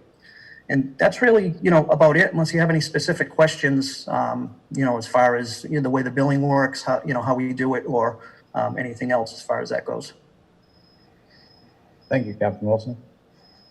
Questions? Jack, I have a question. Go ahead. Sorry, I was having a small snack while he was talking. So Captain Wilson, when I first looked at this, I couldn't figure out, especially with the other spreadsheet that was here, how you came up with those rates. And now that you've explained it's based on the level of training of the person on the vehicle, that makes sense. I guess my only question is so you provided Easton, Foxborough, and Mansfield here. So are we to assume because our rates are going to be much higher than Easton and Foxborough that they're not running two paramedics typically on their trucks? They do. It's probably more sporadic than what we do. And I think one of the things, the real reason I think you see that is because a lot of these services are on a 3-year cycle before they go up. And I think we're in that like first to second year. I believe we're at least 1 year behind Foxborough, and I believe we're 2 years behind Easton. So I think it's more of that than, the difference as far as the paramedics. They're pretty equivalent to us. I can't speak 100%, whether they have a paramedic all the time, but the services are equivalent to what we have as far as manpower. Okay. And just one other thing, the rates, like the rates that you see there, the increase is from the billing company. This is what they recommend to us. So, it's not like we just, kind of came up with numbers and said, hey, this looks like a good number as far as that. We kind of go by their expertise with that. Mr. Chairman? Yes, Mike. Captain Wilson, right, just kind of almost touch on that last point. You're saying the billing company gave you these rates because that's what they see as also as the reimbursable of insurance to those rates. That's correct? Exactly. I can tell you, it's just like any business. The last thing they want to be doing is fighting with insurance companies over rates and things like that. So, they're looking to obviously protect themselves too, because, if every ambulance bill that comes through gets, they want to fight it, that's kind of not going to work out too well with them as far as the time and effort that they have to put into to it. Okay, thank you. And do you know the last time that we looked at the rates and made an adjustment? I believe the last time we went up with the rate was 2017. And like I said, 2018, we came to the board and asked to switch from a, if you look at the bottom there where it says engine response and extra EMT, there was a bunch of other lines that would be like oxygen, IV, cardiac monitor, and all of them had a monetary, equivalent to what we were doing. And in 2018, we came to the board and asked to do the bundle billing. So it was just one price, which most services, around that time or within a few years of that was switching over to that. So was it increase? I guess it depends on how you look at it. It depends on what the call was, because if you looked at every type of thing we could charge for, that was all accounted for in the whole bundle. So I don't really consider it an increase. It just put all of it together in one, one lump sum, basically. And you said those last two lines on there now that you don't bill separately for those, right? We don't, now that we do the bundling. So basically, take the BLS emergency base. If we have an engine company respond, which we normally do, or an extra EMT if we need that, that's factored in to that fee already because it's all bundled. Okay, so should those show 0 then as the new rate? Yes. Yep, that's my fault. The spreadsheet that I had sent out to you has the accurate information. So that would take it It down. doesn't have the extra information on it. So that would take it down basically to the same as East Foxborough, just Easton and Foxborough, lower than Mansfield, minus out. Yeah, I mean, I guess if you deducted that, again, a lot of calls have an extra engine, have an engine response. Not a lot of them have an extra EMT.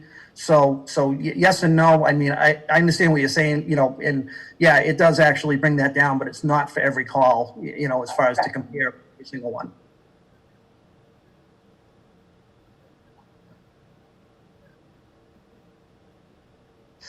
So Chief Wilson, go ahead, Brad, please.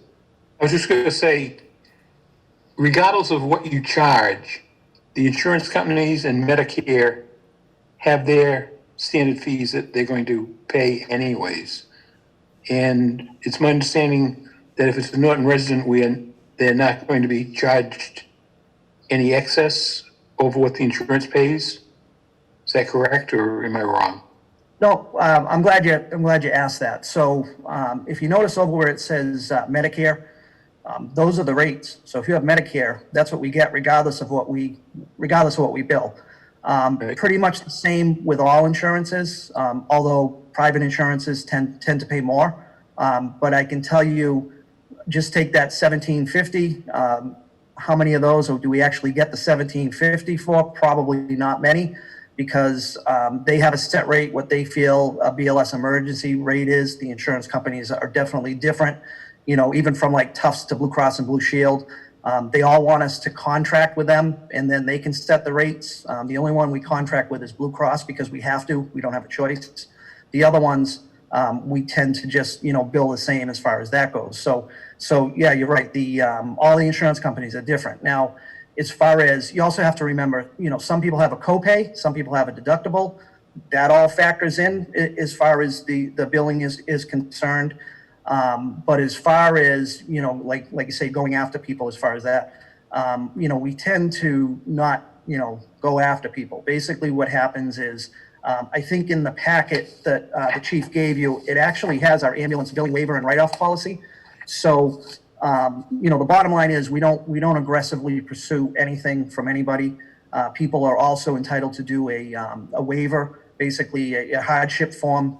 We tend to get that with the college, with students, obviously, because a lot of them aren't working. And those where the hardship forms go. But truthfully, we probably see about maybe 5 to 10 hardships a year, if that. So we don't see that very often. Occasionally we get a person who may have had like a big deductible, asked to do like a payment plan. But again, that's probably under 2 or 3 times a year. So it's never really an issue because, the insurance pays for most of it. And one of the things that this new billing company does, I'm not sure if everybody was on the board when they approved this, but they actually have a program that they wait till the deductible is met before they actually bill for the ambulance. So say your deductible is $2,000 on your insurance. Chances are if you're getting transported to the hospital, you're going to have to pay that deductible of the hospital. They wait till that deductible's met and then bill, so the insurance pays it rather than the actual person paying it. So that was one of the big reasons we went with this new company, because of the new things that they do as far as billing is concerned. But to answer your question, I think you have the policy in there, and it pretty much spells out, you know, what we write off and, you know, what we pursue as far as the ambulance rates. I can remember like 25, 30 years ago when I used to bill for durable medical equipment, and insurances and Medicare were always like 10 years behind in what things actually cost. And unless people came forward with what the actual charges were, the insurances never upgraded or updated their payment schedule. So it helps everyone in the future to give them a legitimate charge, just so they can, well, it's not going to help tomorrow. It might help in a year or two to increase what their reimbursements are. Exactly. So Chief, just from a process perspective, like how often do you guys, or are you planning to review rates? Like what's kind of industry best practices? Yeah, honestly, I'd say we should take a look at them annually and just evaluate them. If myself and Captain Wilson feel that it's worth bringing to you, if we're, you know, out of proportion, then we would do that. Otherwise, you know, we could move it to the next year. But I think we should at least be staying on top of it and looking to see what the company's recommending based on our payer mix and that sort of thing, you know. And can I ask you guys, are there, with these different rates, are there any projections of potential increases back to the town? Yeah, I mean, I can give you, if you, you know, I'll try to bore you too much, but if you base a 30 to 70 BLS versus ALS split, and, you know, assume that just for the calculation that everybody, we were going to make 100%, collect 100% of what we build out, it would be just shy of $400,000. Of course, that's not going to happen. Probably a little over 60% of our transports are Medicare or Medicaid. And like Captain Wilson and Brad alluded to, those are fixed rates. We get what we get. It's a very low amount. So I would say realistically, you know, an estimate would probably be somewhere in the $150,000 range. Great, thank you. Yep. I could also jump in on the Medicare. We just recently went through the Medicare CPE program, which the chief, I think, talked about maybe a few meetings ago. And Medicare wants us to look at what we're charging to see if they're paying enough, which, you know, we all know they're not paying enough. I don't think they're ever going to go down as far as the rates are concerned. But we actually, with that, we qualify for an additional $134,000 that it has to be approved by them. But it looks like that's what we're going to get in addition, just for the Medicare, to try to balance out what we actually lose on transports. And we'll be submitting for that annually moving forward. Great. Any further discussion before we move this to the vote? Seeing none, Chair would entertain a motion to approve the increased ambulance fee rates as presented by Chief Simmons and Captain Wilson. So moved. Second. So I'll go to the vote. Meg? Yes. Michael? That was an aye. I could read those lips. Brad? Yes. Renee? Michael, you want to do your letter of the alphabet? Aye, please. Yes. And I too vote yes. Thank you very much, gentlemen, for pulling this together. It's great work. Thank you Thank very you, much. guys. Appreciate the info. Gentlemen. Hold on one moment. I have. Actually, before Chief Simmons goes, can I do a shameless plug? Please do. Chief Simmons and I are going to be, and they'll be putting on the community calendar that we're going to do on January 13th, just do a community update on what's going on with the fire department and so forth, and all the link, and we'll be promoting it through social media and so forth. And just wanted to thank him for being proactive and keeping the community updated. But it'll be on January 13th at 6 o'clock, and it will be an online public forum. So, Looking forward to it. yeah, thank you, Chief. No problem, anytime. All right, thank you, gentlemen. Have a Thanks, great. guys. And I think we're getting close to bringing this in for a landing. Yeah. Town managers reports. Yeah, I just wanted to bring you up to speed on the notice that came from Constellation.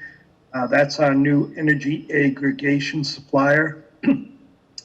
And when a contract is signed with the aggregation supplier, if the state changes any regulation that would affect the cost of the supply of energy, they're able to pass that cost along.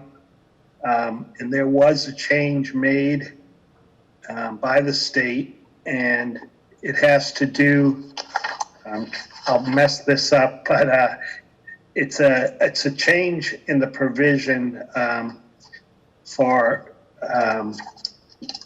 renewable energy. And so the cost that's being passed on, I can't even tell you what this is in cents terms, but it's 0.00085 a kilowatt. So in effect, on the average homeowner, that's $6.38 a year. So I just wanted to draw your attention to that, so you'd know that. We're almost catching up to that. Just kidding. So, Mike, I'm assuming that in addition to the notice going to us, it'll go to all the customers. Well, of the program? yes. And how do people join that program? Are they defaulted in by being in the town and not selecting a supplier, or? If anyone was on the previous program, they're automatically on this program unless they opt out. And if people want to sign on, they can contact us. We have the information on the website, so they can contact the company and sign on. And people that are on can get off anytime they want to get off and go to National Grid if they want, or any other supplier. Okay, that's great. And do you happen to have handy what their current rate is? I think it was pretty low. It was like 10 cents a bit more. It is 10470. All right. Any other questions on this one? And I just want to give you a heads up on another issue with electricity. We were notified by National Grid that they are turning electricity off on December 5th from 8 to 10. And they're going to notify all the homeowners whose electricity is going to be shut off are going to be notified. This is for some improvements that they have to do. And so it's homes on Birch Street, Carlton, Downing, Fairleigh Lane, Holmes Street, and then on Tipping Place and on Main Street between 337 and 328 East Main Street. So this is really the Norton Glen Apartments, I believe, that front along East Main Street.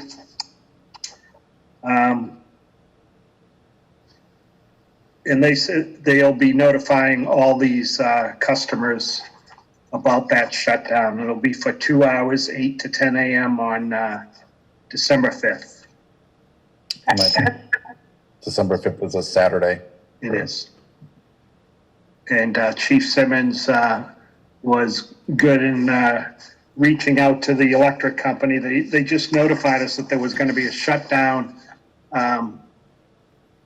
December 5th from 8 to 10, but they didn't give us all the addresses. So Chief Simmons reached out to them and got a list. I think I saw too that includes Reservoir and Oak and North Worcester. I definitely saw. That's so funny. I thought I didn't catch Ms. Chief, I'm sorry, Chief Simmons. The amount of times we've lost power, it's not even. Mr. Chairman, may I ask a question of the town manager? No. Thank you. Appreciate it. Okay. All right, good. Good to have this talk. You know, I'm a little off base here, Mike. Who do we talk to? Has there been discussions about long-term infrastructure regarding our electrical? We have two substations in town, one set of lines coming in. Was that will that be part of the master plan? Will that, who handles, what committee handles this? And if this is a subject that can't be answered tonight, but it's something that I don't know if we have to, as a board, give direction to someone just to evaluate it and speak to National Grid, and because they've done well the last year, but we know the history, obviously. Yeah, I don't know if Sean wants to talk on that. Our big issue with National Grid all the time seems to be the Union Loop. They have gotten better in taking care of the prevention with tree work. Yeah. But the Union Loop, I don't know why they don't put regular high tensions down there myself, but you know, it is an issue, and we can have someone come to one of the meetings in the future so you can express your concerns. Yeah, because I think we're just really one really bad storm for being back to where we were a couple of years ago, where town was out without majority of town was out with electricity for almost a week, some more 10 days, some parts of town were 10 days. So, you know, it's sooner or later you have to. I just don't want to wait every 6 years where we get hit by a really bad storm. We're out for 10 days. And I know the whole state was out, but we seem to be adversely affected longer than other towns. And I'd rather have those discussions now as a board than wait to see, you know, and maybe, like I said, maybe this is not in our preview, but I think as a representative of the residents, I know this is one of those issues that's always up, talking about electricity. So. Yeah, that was the March 2nd, 2018 storm in which this town had no power for days. Right. I think, Michael, that's a great idea. I know from my experience with them in my professional life, they keep good metrics on the number of outages, the durations, the locations. So I'm sure they could spit back a report for the town to show how many duration or how many outages per storm and the average duration, and just good information to help. That would be. I think that would be useful, Jack. I think that would, and it would kind of tell us if what I'm saying is real, right? I mean, I'm a really good salesman. I can convince you what I'm saying is real.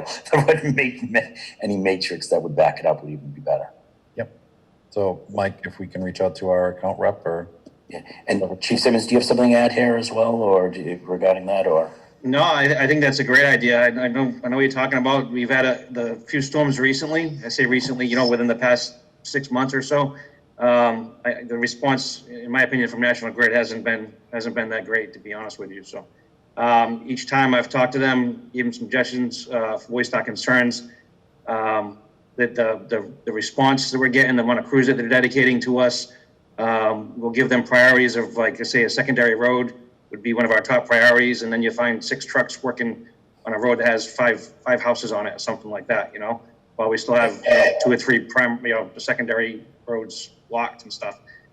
This last major storm we had at least a couple of houses that basically had live wires on them for almost a couple of days without them coming out. So probably about 2 or 3 weeks ago, I did talk to one of the higher up reps, and then ended up talking to the vice president. And they're supposed to be addressing some of those concerns. It's not the first time that I've mentioned it to them, but it seems to have gone to another level. So hopefully we have a little bit better results. So. And we appreciate you owning it, Chief Simmons, and it obviously falls within your preview. But don't carry that burden alone. I mean, if there's concerns that you have, I mean, I've definitely, and I know you're expressing you and Michael working together, but keep us up to date if we can be any assistance, or try to get someone here that's to make them more accountable. Anything we can do to help you in your efforts. Yeah, no, absolutely. I appreciate that. And I did actually tell them that. I said, you know, probably our next step would be going to the select board and, including the town manager and so on and so forth. So we've had a few storms where literally we're calling the emergency lines for National Grid and nobody's answering them. Let it ring for 10, 15 minutes, nobody's answering. Their phone lines are down, because their phone lines are down, right? Yeah. I'm sending text messages to our account rep, to try to get, things taken care of. So I won't get into all the details and bore you, but it's been frustrating last few storms especially. So. Do we have the ability as a town to go to a different supplier? So have we looked at that? If we do, Mike, to look at rates, if nothing else? I don't think we had the difference. The supplier is Constellation that we just talked about, but as far as leaving National Grid, the only way we can do that is we'd have to buy the infrastructure that's in town right now. So it would be millions. Or that's if we took, if Mike, tell me if I'm wrong, that's if we started our own power plant, right? If we tied on to another municipality, right? We have two municipalities, and I know you and I have spoken about this, Mansfield and Taunton have their own. They would have to buy that, and the town would probably have to subsidize that purchase. Right. I can tell you right now, if we somehow, some way, if we moved just into Mansfield and kept the rates that we're paying now for 3 years, we would pay for that infrastructure 4 times plus the electric bill. When you look at how expensive National Grid's power is compared to others, it's crippling. So I don't know. Like I said, I understand, Mike, that we can't just say, oh, we're going to go here. We have to also, someone has to accept us. So. I accept you, Michael. Thanks. I accept you, Renee. We'll arrange to have them at another meeting. I think so. I think that would be great if you could arrange that, Mike, to have National Grid at one of our meetings coming up. So, Michael, you mentioned that the rates for Mansfield and Taunton Electric are lower. Do you happen to know them offhand? Jack, if you, I wish, something while you were saying that, I should have been pulling up the PowerPoint. It's actually on Mansfield's electric. They list all the towns, all the independent towns. Mansfield's one of the lowest in the state, and Taunton is also up below that as well. I just don't know how much per kilowatt it is. Give me a second.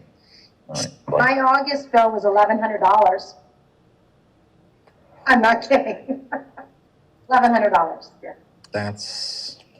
So we've gone solar. So hopefully it will never go that again. That's an astonishing amount of money. I can't. That is, are you in a mansion?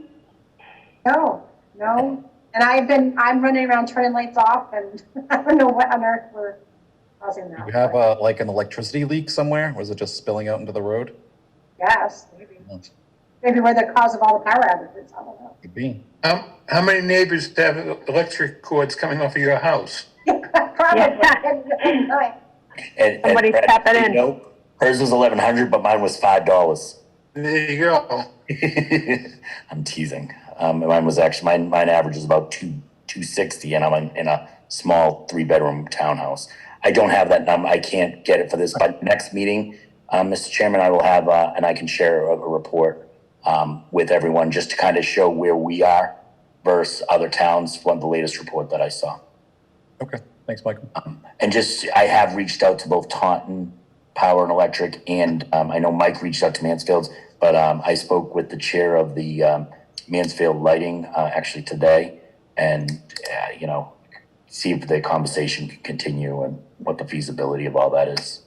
So it would be great. I think it's Herculean task, and I think Brad and Peter could probably tell us how many people on select boards have tried this. But something, if I still want to keep banging the drum.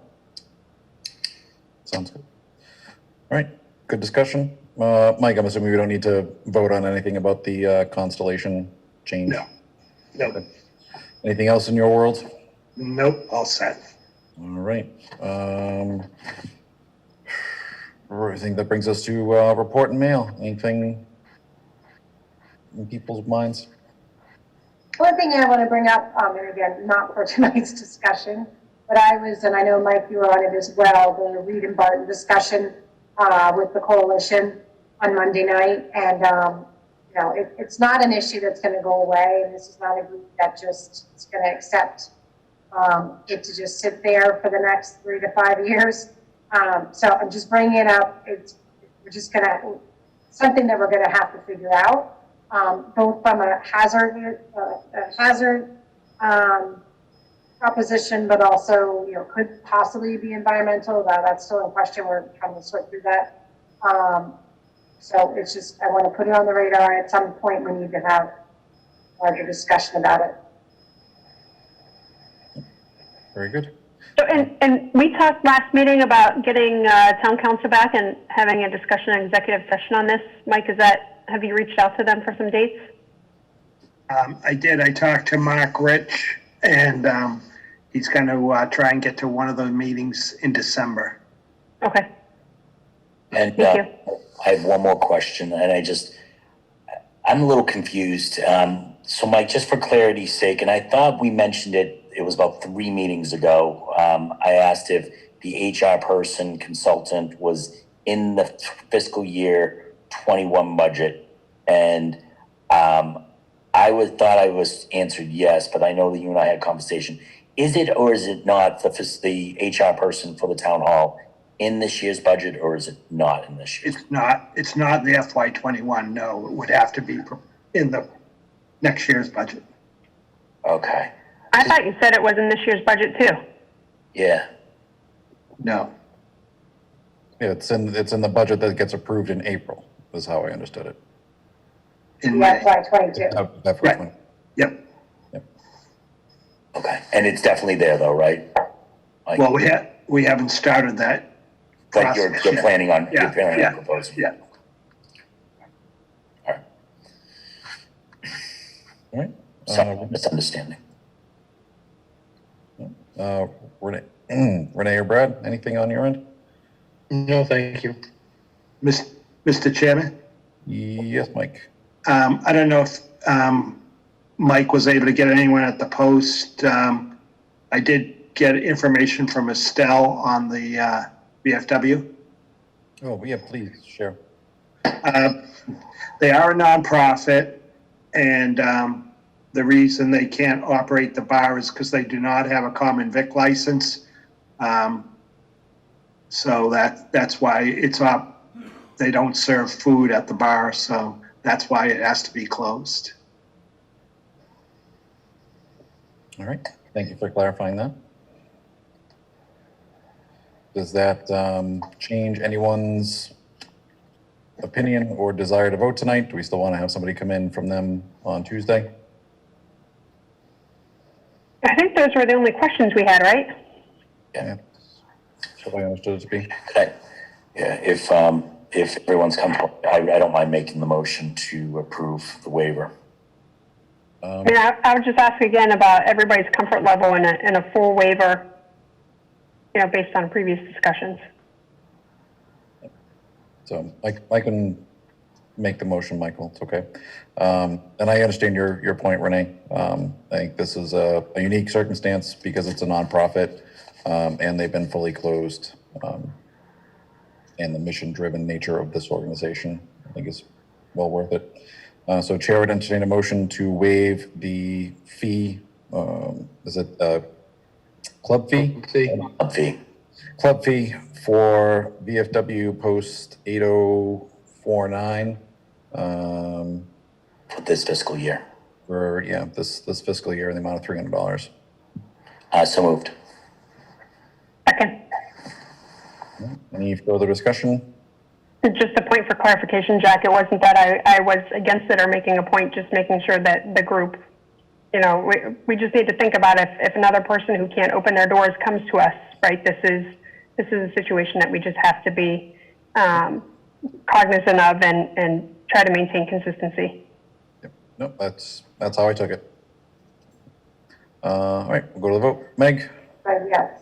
Michael? Aye. Brad? Yes. Renee? Yes. I too vote yes. All right. Thank you, everyone. And Michael, if you can reach out to Tom and. I will. That, that's great. Yep. I just have one thing, Jack.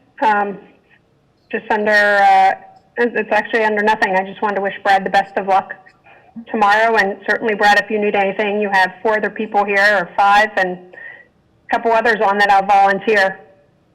We're here to help if you need anything, even if it's just some company dance outside your window if you end up isolated in one room. Or a food drop. Very much. I volunteer to bring his packet to him for every meeting. Renee, did you just say we're gonna go stop Brad and stare in his windows? Is that... Food drop. Yeah. Hopefully both legs will be the same length so I don't walk in circles.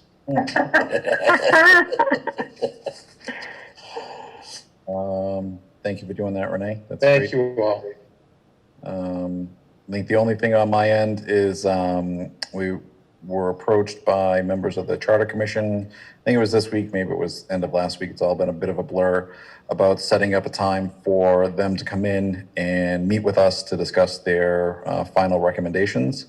So if I'm talking with the chair, she thinks about an hour 15 would probably be an appropriate amount of time. So I think this is not something that we should try to squeeze in before the holiday. So if we have some meetings in perhaps early December, that would be good. And this also reminds me that we still need town council to weigh in on how we appoint, or if we need to appoint the charter mandated review committee. So 2 things there. And clock is ticking on that one. We have like, yeah. We're gonna have to do a New Year's Eve meeting if we don't, if we keep forgetting. You'll be happy to do a New Year's Eve meeting. What's it gonna be? So let's put that on the radar for one of our early December meetings, Mike. Great. So I assume aside from the 24th for the hearing, our next meeting is the 3rd?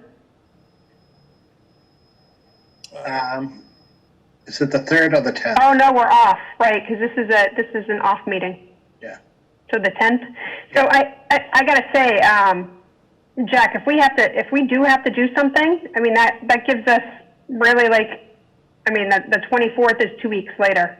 So, Mike, can you get town council to weigh in and come back to us on Tuesday? Okay. Whether or not we have to do something, and in writing, if that's the way they have to communicate, that's fine too, via email. And Jack, do you want that on the meeting for the 10th? Jack? Well then. The charter? Yeah, I think that works. Yep.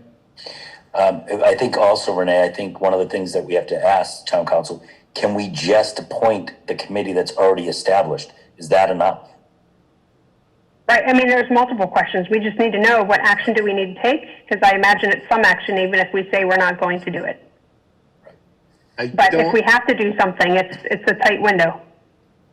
I could be wrong, but I don't think we can appoint the current committee because I think the review committee has to be members of certain elected bodies and a certain number of people at large. That's my understanding as well. I remember being told that, Brad, and then my eyes started to glass over, and now as you bring it up, now I'm remembering all that. So I think for my recollection there was the question Michael asked, which it sounds like the answer is no, but then can we appoint them and then immediately disband the committee as a matter of formality? Do they need to go forward? Do we want them to go forward is another item, but just what is within our authority to do so that we do not create an overly confusing time in April when the recommendation comes for a vote.